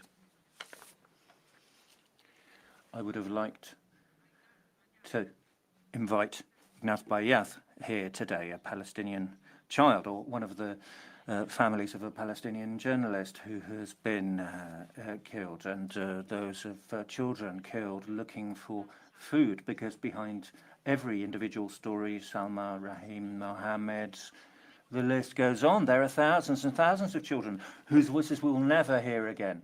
They died in a massacre perpetrated by the Israeli government. We have waited too long. We heard your proposals. We heard your presentation of proposals that we should withdraw from the agreement. We call for a complete break with the agreement. We welcome those steps, but they come too late. So many lives have been lost. We have to keep up the work. Trump and Netanyahu were talking about building a tourist resort. We need our own alternative, a Gaza facility, because if Gaza dies, the soul of Europe dies with Gaza. Stop the genocide in Gaza. Where was Europe? You made announcements about Ukraine. You talked about what you will do in relation to Russia. What about the 200 billion euro in frozen Russian assets for reconstruction in Ukraine? She mentioned that. She Was mentioned Europe in the fight against climate change this summer when part of Europe burned? Let us strengthen our commitment to climate neutrality. Mr. Weber, how are we going to have industry, companies, entrepreneurs on a territory which is being devastated by the results of climate change? We need a European affordable housing plan, paid internships for young people, a package of quality jobs and achievements for women. All these challenges require a budget to match. Ms. von der Leyen, Mr. Weber, to conclude, responsibility does not mean jettisoning our values and interests. Responsibility means not making deals with the far right, not seeking allies in the far right, with those who want to destroy Europe. Social democracy has always been and will always be at the heart of a European project, with responsibility and without in any way abdicating responsibilities to take decisions. Peace over war, justice over genocide, climate action over denial, democracy over autocracy, equality over discrimination. That is the Europe our citizens deserve, and that is the Europe we will never give up. Thank you. I now give the floor. Yeah. I don't know what you think, but to be honest, I thought it was a bit aggressive for considering that von der Leyen literally covered all the topics she was attacking about. I mean, I don't know what you think of it. No, I think literally 80% of the things that she was kind of, or at least seemingly upset about, or at least passionate about, let's say, put it positively, are things that von der Leyen covered. And I feel like it's a bit, I don't know, I don't think it's the right play to just come out screaming against von der Leyen and Weber in this case. Because everything that she wants, they're covering up to a certain degree, maybe not far enough, like with Gaza, for example, I'm sure.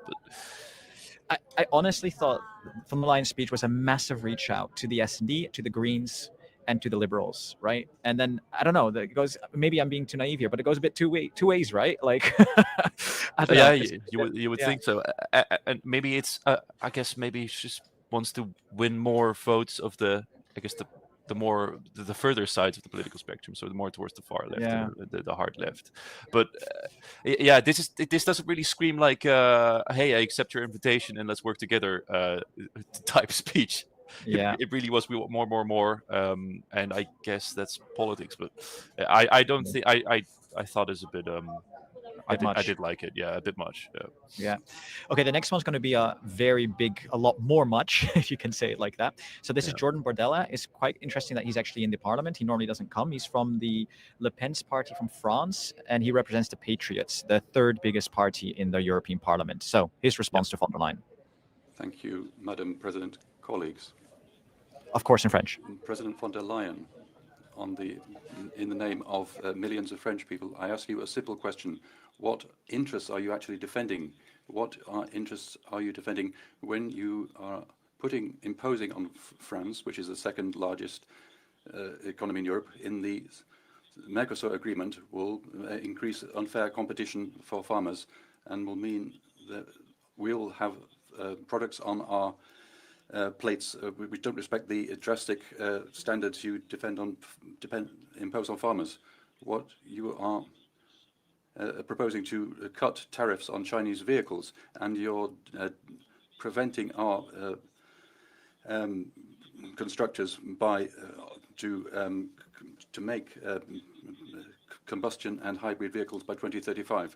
And when you want to define the European rules on the energy market, which deprive France of low prices in nuclear, and which destroys the competitiveness of our industry and companies and low-income households. What interests are you defending when you sign in our name a trade agreement with the US, which is against the interests of Europe?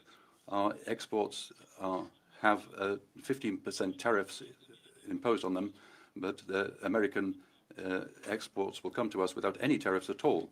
If that wasn't enough, you are calling on the member states to pay 750 billion euros on US energy exports, 600 billion euros in investments made here.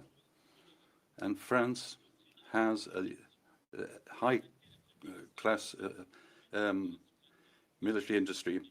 You are favoring American industries. Wines, cosmetics, luxury products and cosmetics are sacrificed. Around us, Canada, the UK, Australia, Japan or South Korea have better agreements than we have. In other words, even the smallest countries are better at defending their interests than you're doing when it comes to the US a few years ago. We were told that Europe would provide strength. We have 450 million consumers in our market. Nonetheless, you gave in on everything, almost everything. When it comes to the interests of German interests, you defended national interests. No CEO, no men of state would have signed such an agreement. You, madam, you did this on our behalf. I'm speaking today on the behalf of millions of French people and millions of Europeans who think that the European Union is not defending Europe. The world is a world of strength, and you're talking about the you promise disappearance and decline. This history will judge you severely, as will our people. Merci. Man, the comments make me laugh so much. Like someone's getting fired. Guys, it's not easy, okay? Live translation is not easy. Yeah, but Give I him do a little agree. bit of break. Yeah, He wasn't great. He wasn't great. wasn't great. It wasn't great. I mean, the previous translator was amazing. This one was really not that great. So yeah. So basically, his moments. Farmers, basically, he doesn't like the trade deal with the US, he doesn't like Mercosur, and he doesn't like the combustion engine ban, and he doesn't like the power grab from the EU, what he calls a power grab, right? That's kind of what I'm getting out of his response. That's the response you'd expect from the Patriots. Yeah, classic. I also wanted to mention something. A commenter a while back also said it as well. I mean, these speeches obviously are prepared beforehand, so you're not going to be live reacting to what von der Leyen said. So especially the last woman, I forgot her name, my bad. Garcia. Yeah, Garcia, that's the one. She obviously just read out her speech, most of it that was already prepared, and so does Bardella in this case. So but he only responds to, I mean, a few small parts. Combustion engine, sure, yeah, obviously you're going to be against it, and he's protecting French farmers. Big surprise there, right? I mean, it's not really anything crazy. But really watch our video on this, because I mean, yes, the farmers will be impacted ever so slightly. It really isn't that massive of a deal. I mean, really, I made it very clear in my video, but but that's a discussion for another day. The next one here is from the ECR group, right? What's his name again? Pochettini or Pochettini? I always forget his name. Very difficult. But he's from Meloni's party in Italy, and he's also to the right of von der Leyen. So let's see what he says. Oh, sorry about that. President von der Leyen, I will start from afar, but only geographically. The military parade of the leader, dressed like Mao Zedong, holding hands with Thank you, Putin Ran. Take care. and Kim Jong-un, is no laughing matter. Thank you so much, Ran. It reminds us that the world is a dangerous place, a place where regimes make no secret of their will to reshape the global order, even by force. Being aware of this reality does not mean that we should adopt a foolishly muscular attitude, but rather that we should strengthen our values, our economy, our defence, and our alliances. We welcome the agreement reached with the American administration on tariffs, not because it's perfect, but because it's certainly better than a trade war between allies who need each other. we must have the courage as Europeans to make the right choices at the right time. The Green Deal was conceived and desired in a different geopolitical era. Today, it is too great an obstacle to European competitiveness. I would remind you that economic development is a prerequisite for having the resources to spend on military defence, welfare, and environmental protection. Maintaining the duties imposed by the European Union on its own industry, and even adding 5 new taxes of its own in the new multi-year budget, means going in the wrong direction. It's a tragic mistake. On the other hand, I think we're moving in the right direction on immigration, cooperating with migrants' country of origin and transit countries to stop illegal departures. Now we must quickly define safe third countries and make repatriation an effective practice, not an empty promise. But let me say one last thing. While we're discussing welcoming others here, in too many regions of the world, Christians are prevented from professing their faith. The post of EU Special Envoy for Freedom of Religion in the world has been vacant for a year now. I find this disheartening. President, please act quickly. For some, this may be of little importance, but for us Conservatives, it is very important indeed. Because if Europe doesn't defend the principles that shaped it, it will certainly not be able to defend its interests or its borders. Thank you.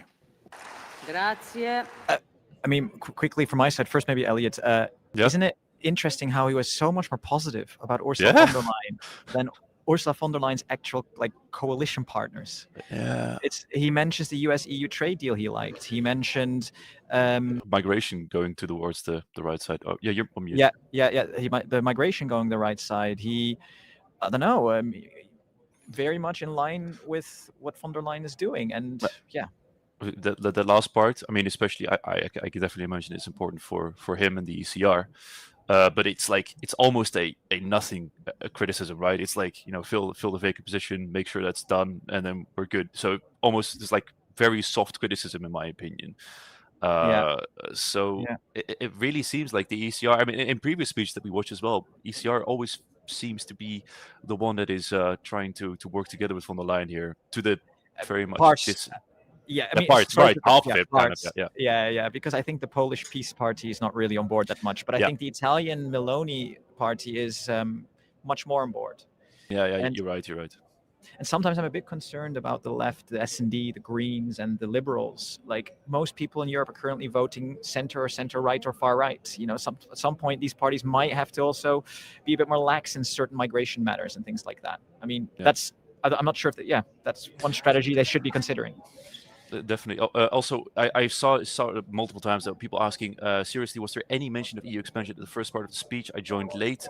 Voice love. There was a slight mention of EU expansion, just the general ideas of let's expand. We want to have the entire continent eventually in the European Union, but no very specifics there yet. Yeah. All right. Okay. So the next politician is Valérie Ayer. She's from Renew Europe. So they're the Liberals in the Parliament. I think they're the 5th biggest or 4th or 5th biggest. And let's see what she has to say, probably in French. Yep. Madam President, we're losing the people of Europe. We have wealth, we have high standards, we stand up for freedom, but we're losing the Europeans. We're not taking them with us. We're weak when they want protection. Weak with Trump, weak with Putin, weak with China, weak on climate. Madam President, nothing is inevitable. In Renew, we refuse this concept of inevitability. It's about choices. We have to make the right choices, and we have to move on to a more integrated, sovereign, federal Europe which protects. We now face an existential threat. The world is organizing itself before our very eyes. We have Russia at our borders. Her war on Ukraine is a moment of truth for Europe. In terms of security guarantees, we have met the challenge, but we need to do more. We need to give Ukraine what it needs to defend itself and create a Europe of defense. What happened this morning in Poland with Russian drones only confirms that Ukraine's security is our security. Let us protect Ukrainian airspace. It's not just through force that we will dissuade others from attacking us, but we need to stand up when faced with a hostile world. It is a cultural war, a war of culture. Our way of life, our values, our freedom and our independence are all under threat. And that culture war is not only coming from the East. We are the last bastion of democracy and freedom. We have to have a strong voice in the world, given these international trends. And we need concrete action on the democracy shield, because so much is at stake in the Czech Republic, Netherlands, Ireland, Portugal. Elections are going to be happening, and we face the risk of interference. When it comes to defending democracy, I think it is wonderful that you have talked about DSA and DMA and said that they're not going to be used as bargaining counters. We should stand firm on that, and I urge you to continue standing firm. Madam President, there's another crucial point for me. Oh, it continues. In terms of defending our values.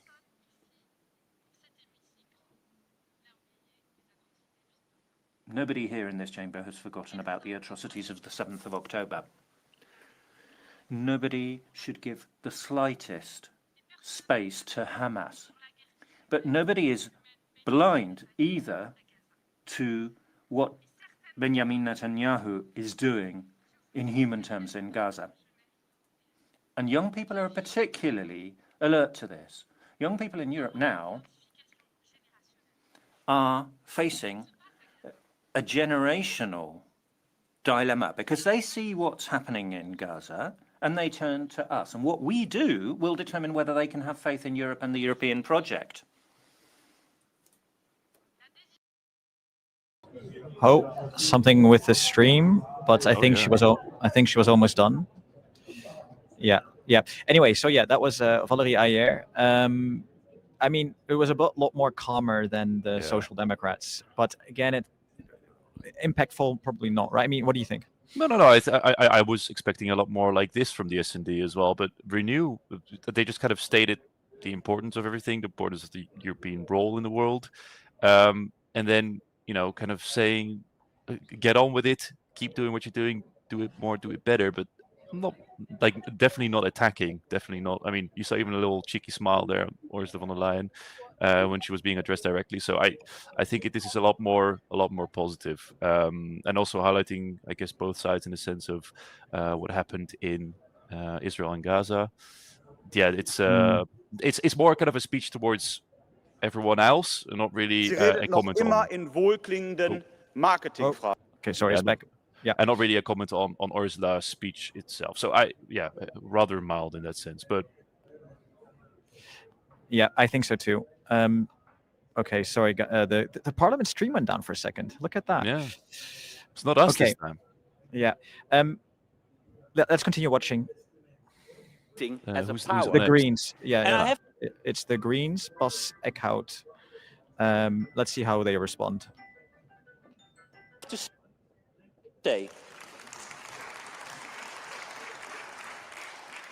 And I have to say, today in your speech, you really changed in your tone. You stepped up. You came up with proposals. A bit the question is, of course, why now? And what will follow? What will be now very important, all the elements that you put on the table here needs to be followed up by action and implementation, and we will work with you to deliver on that. But there are also still inconsistencies that we have to address. Because if we are going to step up as a leader and step up in the ring to work on our own independence on security, economy and digital services, we need to be consistent. On security, you did a lot of proposals for the security of us and Ukraine, and rightfully so, and we will support. But security is more than weapons alone. This is about moral leadership. And here we have to talk about Gaza. Will we only start acting on Gaza when there is no Gaza left? When all the buildings are razed to the ground and all peoples have fled or are being killed? We need action, we need sanctions. And we do welcome the proposals that you made. But we need more. We need to suspend the association agreement immediately. We need an arms embargo. We need to stop imports from illegal settlements. Our credibility is at stake. You gave signs to very well understand that, so now we also have to turn to the Council. When is the Council finally going to understand that our credibility is at stake and is undermining our position in the world?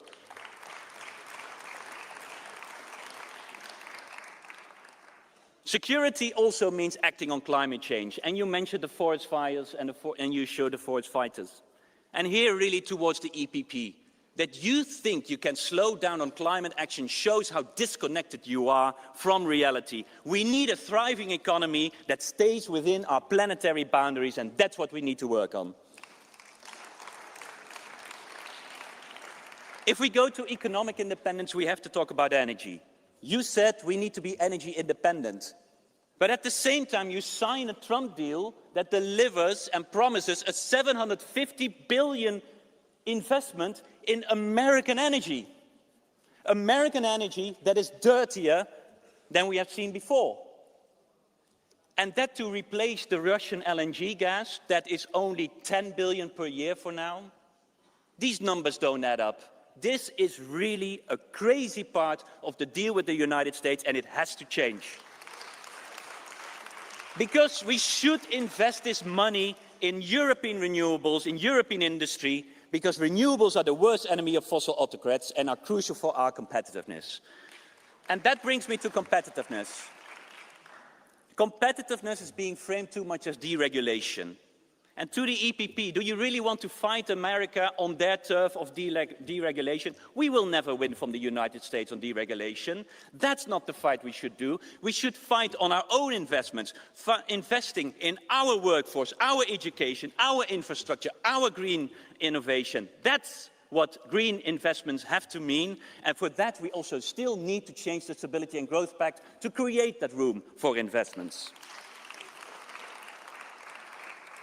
You took your initiatives, you mentioned the initiatives on how the Commission can work on demand, or circular economy, on clean tech. But I think it's very important to stress, and you did it, the problem for Europe isn't the Green Deal. The problem is that Europe isn't delivering enough on the Green Deal.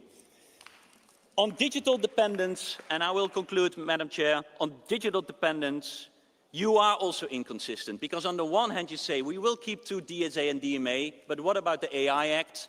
You are saying that we want to invest in our own digital sovereignty, but what will this omnibus then do? We will make sure that your omnibus will not undermine our own digital sovereignty, and for that, by the way, we still need a digital services tax proposal. To conclude, we need to step our security, economic and digital policies. We don't need deregulation. We need a confident European leadership and ambitious plans. And Mr. Weber, for that, the shouting showed very clearly, you cannot work with them. So if you want unity, work with the center. For me, Europe has always stood for freedom. We need security and independence to defend just that. Not the freedom for shareholders to maximize the profits. Not the freedom for companies to use cancer-causing chemicals. Not the freedom to disregard human rights. The freedom to be yourself, express your ideas, freedom from poverty, war and dictatorship, freedom for our children to live on a healthy planet. That's where I want to see this Commission fighting for, starting today. Thank you. Now I give the floor. It definitely does help if you speak in English, right? I was about to say, yeah, the different, like, it's night and day. If you can speak just English and properly English as well without a translator, it's a lot better to listen to. It definitely is. I mean, his points are very clear, very direct. It's properly Dutch, right? And I think he did quite nicely. He wasn't too critical. I mean, too negative, but still critical. I think that's probably the right way to say it. Yeah. It's on one hand, kind of saying, okay, this is good, but we as the Greens would like more green stuff. I mean, obviously, a big surprise there. Yeah, and to be fair, they have definitely been at the cutting edge, because all of the regulation being removed, or some of it, is definitely against their green policies. Oh yeah, absolutely, and that's why they were very upset previously. So it's good for them to mention both the right direction it's kind of pointing in, and at the same time making sure that von der Leyen remembers in this case who her allies are. In this case, yeah. Oh, sorry, that's his point exactly. Okay, sorry, let's continue. I think it's the left next, right? Frau Präsidentin, wenn man... Yeah, this guy's called Martin Schurdewand or something like that. He's from the left in the European Parliament. I don't think he's going to be very positive. Wie Sie, Frau von der Leyen, Politik machen möchte mit einer Koalition, die von Konservativen, Sozialdemokraten, Grünen und Liberalen reicht, dann braucht man eigentlich keine politischen Gegner mehr, aber den Gefallen politischen Mitleids wird meine Gruppe Ihnen... Opposition, but my group will continue to be in opposition because the trade deal that you concluded with the United States is an attack on our industrial base and will destroy thousands of jobs. And praising that deal really requires a high level of cognitive dissonance.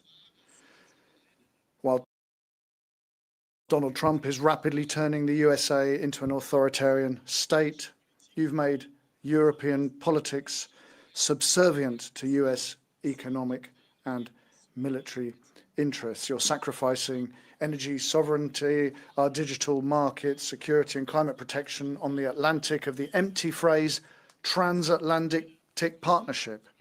This deal is a total capitulation. You're concluding one free trade deal after another, Mercosur, Mexico, India soon, and thereby you circumvent national parliaments, the basis of our democracy. But trying to fight overcapacity with more free trade is about as illogical as throwing firelighters on the flames of the European economic crisis. Every month, 10,000 jobs are lost in Europe in the steel sector. 1 in 3 Europeans lives in precarious conditions and has to count every single cent because of the increased costs of rents, food and energy. Working poverty, poverty in old age, child poverty. You can't fight these things using free trade. Rather, you need courageous investments in industry, infrastructure and public services. However, the only investments that you've come up with are 800 billion euros for armaments and militarization.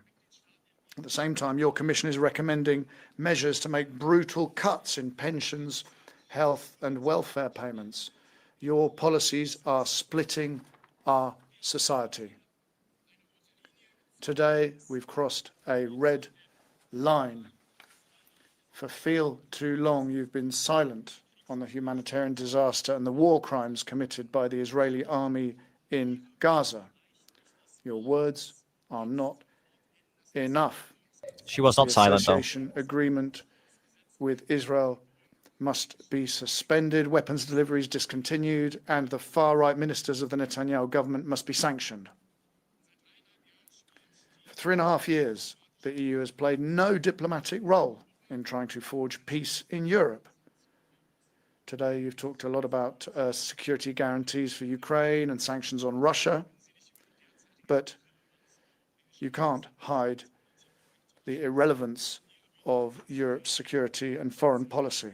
Your record is one of social and economic failure, foreign policy double standards, and subjection to autocrats.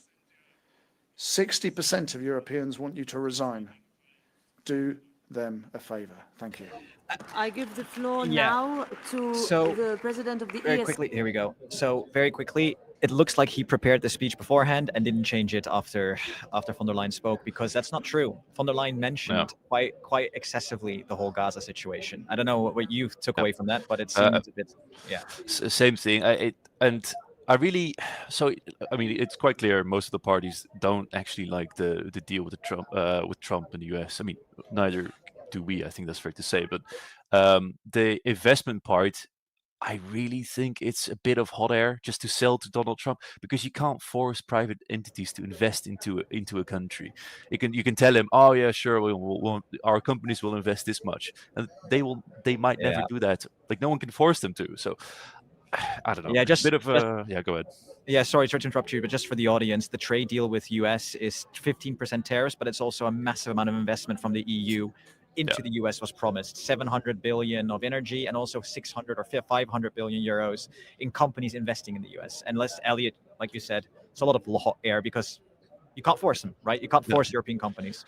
Yeah, exactly. So I mean, it's an easy attack route. I mean, as a politician, I would do it as well. It's very smart when it comes to that. But yeah, most of the other points that he mentioned, I feel like is let's say, either not listen to the speech or very much like non sequiturs. Like, I don't think that like, of course, the social spending and stuff and cutting, I get that the left, especially the left, is mad at that. But increasing trade and increasing jobs and increasing, for example, the armament sector when it comes to production and more jobs, that also increases how much people make in livelihoods and standard of living. So it can be both. I don't know why he's so adamant on shooting those things down.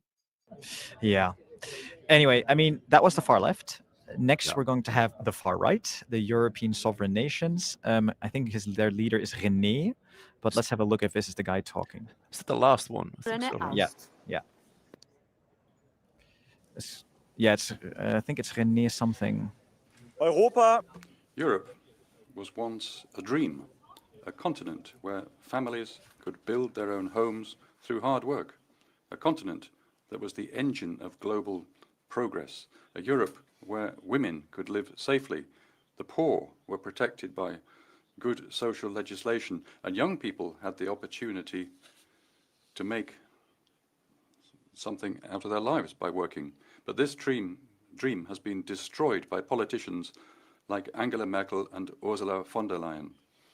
While the global economy is growing and new markets are emerging, Europe is falling behind. We know why. To know that, you just have to listen to Ursula von der Leyen's speech. Not once did she mention the core of the market economy, European entrepreneurial freedom, centrally planned billion programs, bureaucracy from the top down. But prosperity comes from work, innovation, entrepreneurial courage, not from 5-year plans from Ursula von der Leyen. In migration policy too, pipe dreams have done Europe serious harm. Enrichment was promised. The reality, knife attacks, terrorism, rapes, drug gangs from Italy to Germany, Spain, and Rotherham and Malmö. And in Brussels, where the EU talks about diversity, the Belgian government is seriously considering deploying the army in the capital in order to protect the city from violence and migrant gangs. Ms. von der Leyen still talks in fine-sounding marketing phrases. She talks about unity in our continent. But we can only have that if we, in Romania, elections are cancelled. Candidates are excluded from elections in France and democracy. You need to return to democracy and the free. President Metsola, honourable members, I would like to thank the President of the Commission for her address. President Metsola, Literally, members, I would like to thank. I think the stream. Yeah, no, not me. It's because the stream was fell. There was a stream problem earlier, so this is lost. From. Okay, that's gonna feel so many conspiracy theories. Oh no. Yeah, exactly. It will. 1 second, Elliot. I've got a question coming up. Can you just entertain the crowd for a second? Of course I can. Of course I can. Okay, that is very, very strange. It just cut out. The stream cut out. I mean, it cut out before as well. So yeah. Welcome back. Yeah, sorry about that. So basically, we are going to have a couple of politicians talking about the State of the Union. And actually, the timing is kind of perfect because everyone is now, all the parties have responded to von der Leyen.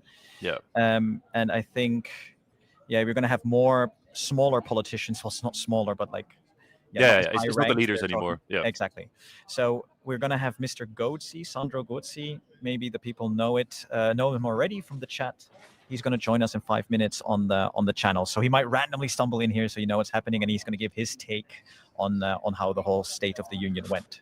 So that's the next part of the agenda. But before he's here, Elliot, we haven't even talked about the State of the Union ourselves. Yeah, I was about to say. So I would love from you your highlight and your low light. I'm going to put you on the spot. Let me know what you think. What is your highlight first?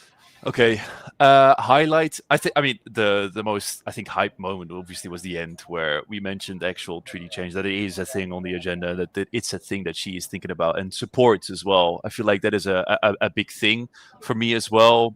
The fact of, I'll be honest, those weren't really highlights anymore. It's not really necessarily highlights, but things like, working together with Ukraine, keeping that work up. I feel like finally some sort of answer or some sort of statement even, or a position on Gaza is also very well welcomed. But definitely the end, I would say, is a high point. And then also, I completely forgot the directly addressing towards the far right and protecting democracy. I think is a good idea, or a good thing, because I don't know, for very long we've taken our democracy for granted, and I feel like it's okay to kind of stand up for it and try to protect it. So I feel like those were my highlights, and then lowlights. That's like 5 highlights. That's like 5 highlights. Elliot, you're gonna have to choose one. Yeah. Okay. So biggest one, treaty reform. Second one, the defending of democracy. I'd say like those would be the top 2 then.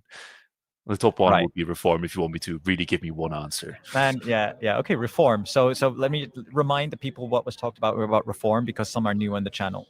Yeah. So they, at the very end, the speech of Ursula von der Leyen said that she does support first the right of initiative for the Parliament. What that means is that right now, the European Parliament is not allowed to initiate legislation. That is solely a task up to the Commission.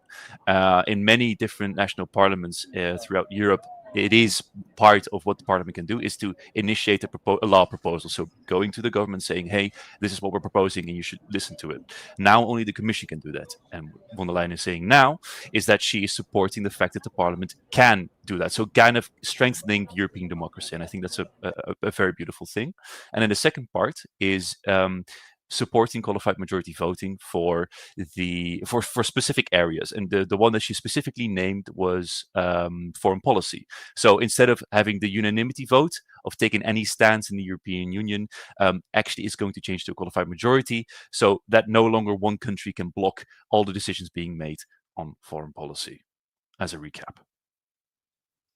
Oh, and don't forget. Yeah, exactly. No, so exactly, and that was right at the end of her speech. So yes. that gave us quite a lot of energy, because that's something we stand for at EU Made Simple. We want reform, and those 2 things, especially actually initiation in the Parliament, is a big deal too, because the Commission is giving power away to the Parliament, right? Their power to the Parliament, which is quite interesting hearing von der Leyen say out loud, to be honest. Yeah. And don't forget, the Parliament are the directly elected people by the Europeans, right? So it's really strengthening a democratic mechanism. Exactly. So yeah, if you go to my highlights and my lowlights, I wanted to ask. Maybe I'll start with a lowlight. Even though defense was so talked about, I would have loved more conversation about integration of our defenses, right?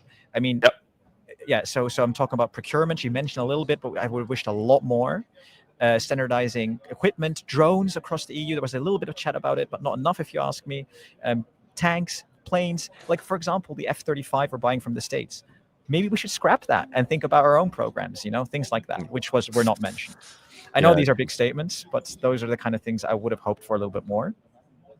And I'm going to have to agree with you on the highlights. I quite enjoyed, of course, the reform, but if I had to choose something else, I liked her messaging about completing the single markets, because I think that is our best way to be competitive. We need the European single market. to be completed finally. Yeah, and it wasn't just I support it, right? It's there's going to be a roadmap to complete it in 2028. So it is actually something a lot more tangible than just saying I support it and we need to look at it. It is we want to complete it in 2028, and here's the roadmap that I'm going to be presenting. So that's definitely a very good highlight as well. So much happened, so much was talked about. Jesus. Yeah, so much happened. Definitely. I mean, if you had to give it out of 10, Elliot, like what would you give it out of 10? The speech. I'll be honest. It's gonna look like we're bought for or whatever. But I kind of like the speech, man. I'll be honest with you. I think it gave, especially the partners in the back, the S&D, the Greens, the Renew, it all gave them something to work with and like a kind of a step open. There was no real big mention, except for, you could argue, the migration angle for the ECR, so not really looking towards that far right side. She mentioned all the things that I personally think are very important, so I would say like a 7 or like an 8, 7.5, something like that. Right. Yeah, I think so too. I think it was on like a solid 6, and then it jumped to a 7.5 at the end. Yeah.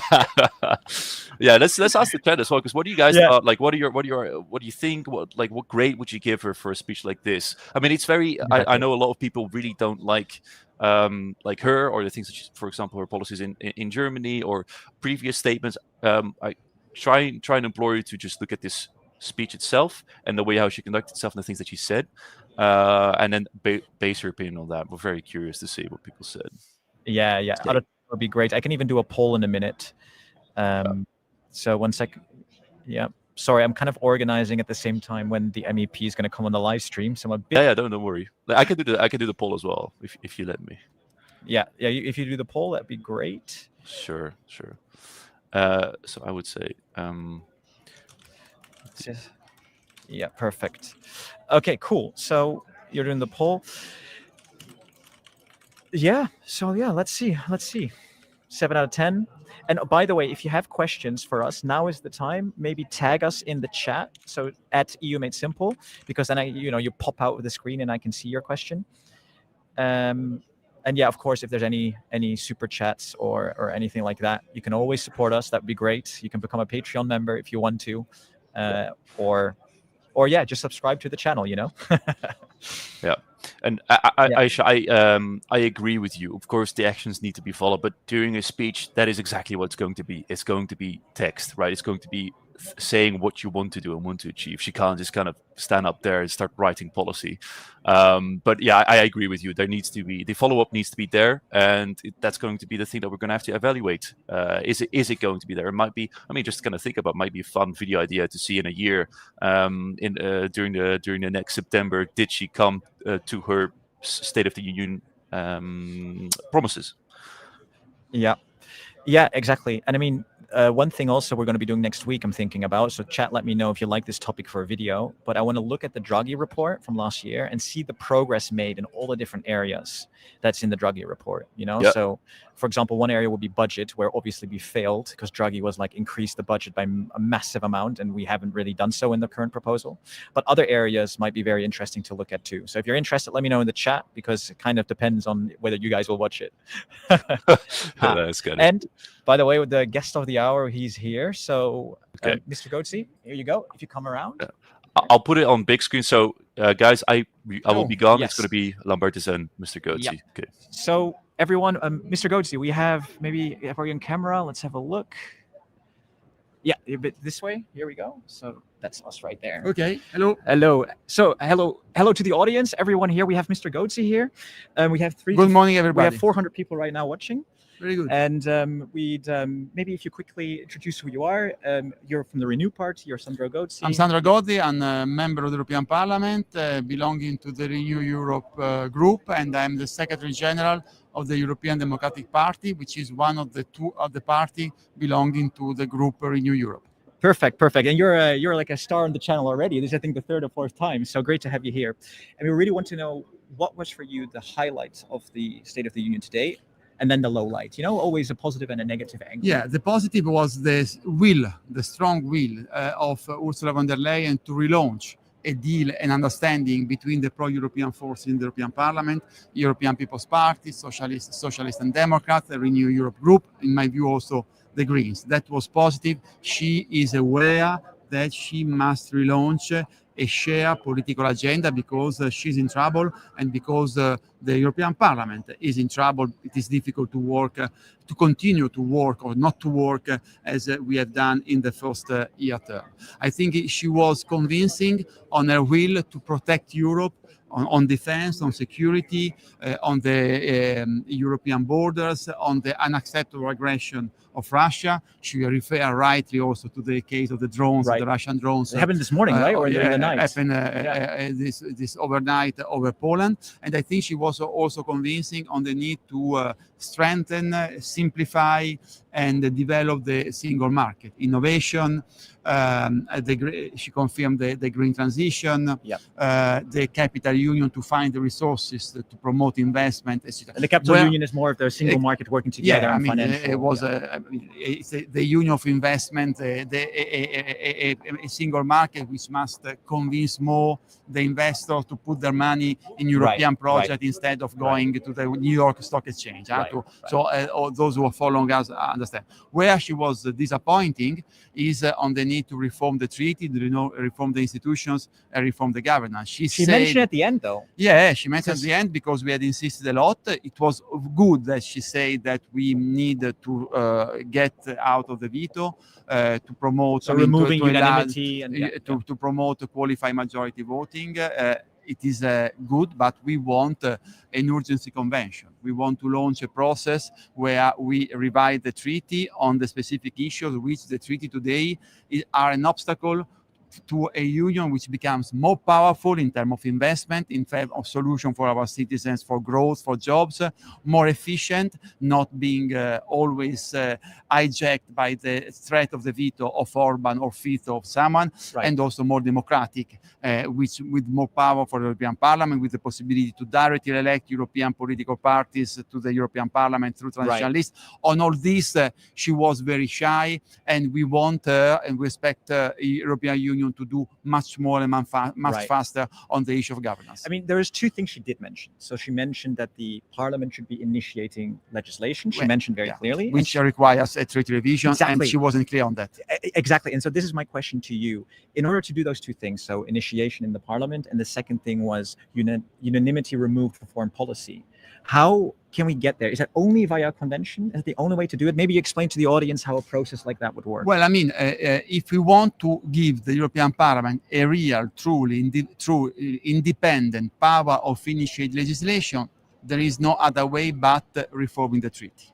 Then there are arrangements. For example, yesterday we have reached a deal between the Commission and Parliament on what we call the framework agreement, which is an agreement where we decide how to cooperate daily with the presence of the Commissioner in the plenary, with the Commission that take the political commitment to ensure a follow-up to the Parliament's request. But all this, at the end of the day, relies on the goodwill of the Commission. And if we change the treaty, we give a real power to the European Parliament to initiate legislation. But maybe last question. Yes. You're a busy man, right? Absolutely. Okay. Then really just explain how do we change the treaty? What is a convention? What happens? How can we get a convention? Well, you should do it. Yeah, I know, but you made simple. You made simple is done for this. So I mean, you should explain. I mean, to modify the treaty, we need to convene a convention where the European Parliament, the national Parliament, the government, the institutions are all represented, and they discuss the modification of the treaty which are needed, and this discussion must be approved by the unanimity of the government and ratified by the European Parliament. Thank you very much, and continue your excellent work. Thank you so much. Bye-bye. Yeah, great to have you on the channel. Right, and we are back with Elliot and myself. Sorry I couldn't ask your questions, but Mr. Goetze never has a lot of time. That's very unfortunate. Yes, there was some interesting questions in the chat, but very fast. Yeah, it was very, very quick. You know how politicians are; they have very, very little time. But yeah. Okay, cool. What are the questions? Let's have a look what the questions were. How far MEP willing to go to? How far is MEP Renew willing to go to protect and defend the EU and its citizens? Okay, that's a good question, which I can't ask. Yeah. Or I saw one like what was his take or his experience doing the shouting and stuff like that. I thought also might be interesting. Yeah, it is. Next time I need like an iPad next to me so I can see these the questions coming up. Yeah. Also, cool. Don't forget, I have to show the EUMS logo every time you speak. You have to turn it so that's always on the camera. Oh, other way. Yeah, that way. Yeah. Little learnings. Yeah. But Gozi he's a fan of our channel because he did it perfectly. Yeah, he did. He knows the game. He knows the game. Does. Yeah. Right. Okay. So another question here in the chat is: do you think we should Dexit to avoid bailouts to France? Oh Jesus. Jesus, that's a tough question. No, I don't. I mean, firstly, I don't think we need to bail out France. I think France will get their act together. Probably not this year, but maybe once they have new elections, they hopefully will get their act together. I mean, before there's a bailout, a lot has to happen, right? Yeah, a lot has to happen, and also it is naive to think that somehow if you leave the entire European Union, all of a sudden it's not going to hit you economically anymore. When your closest trading partner and closest neighbor is going through a economical crisis, it's not going to prevent it at all. It's even going to make it worse if you can't have a say or can't have an influence on what's going to happen there. Yeah. No, definitely. Right. Okay. So we have a bit of a pause before we have everyone else today, Elliot. Yeah, we do. So maybe like a last shout out to the chat. If there's any final questions, anything you'd like to know to us before we call it a very, very long live stream, Elliot. Yeah, it's a good morning. But yeah. We love EUMS. Well, that's the right kind of spirit, Aisha. Thank you. True. Funny. So let's give it 30 seconds to see if anyone writes anything. Yeah, but overall, thank you very much, especially for the people that stuck with us from the very beginning to the entire end, because it was a long live stream. It was early as well, so it's always a rough time to get people interested at 9 o'clock in the morning about a speech from a politician. You know? Yeah, 100%. So very cool to see everyone here. Oh, all right. Good. It looks like we're good. So, all right. In that case, thank you, everyone. Thank you for joining so much. Elliot, thank you for also joining. It was my pleasure. It's I think it's an incredible opportunity if we have room at the Parliament to actually stand there and interview. So I think the entire cool factor goes to you today. You've got me beat. I mean, we're going to meet. I mean, here's just a question to Arthur, or who asked the question? When we're going to meet Ursula? Soon, like pretty much in like 30-45 minutes, everything goes well. So if I know anything more, if I get anything out of it, I will post a community post with us as a picture, and then let you know what the question was if it was answered. But I don't want to promise anything. That's all. Yeah, no promises, but we'll try. Yeah. All right, guys. Take care. Thanks, everyone.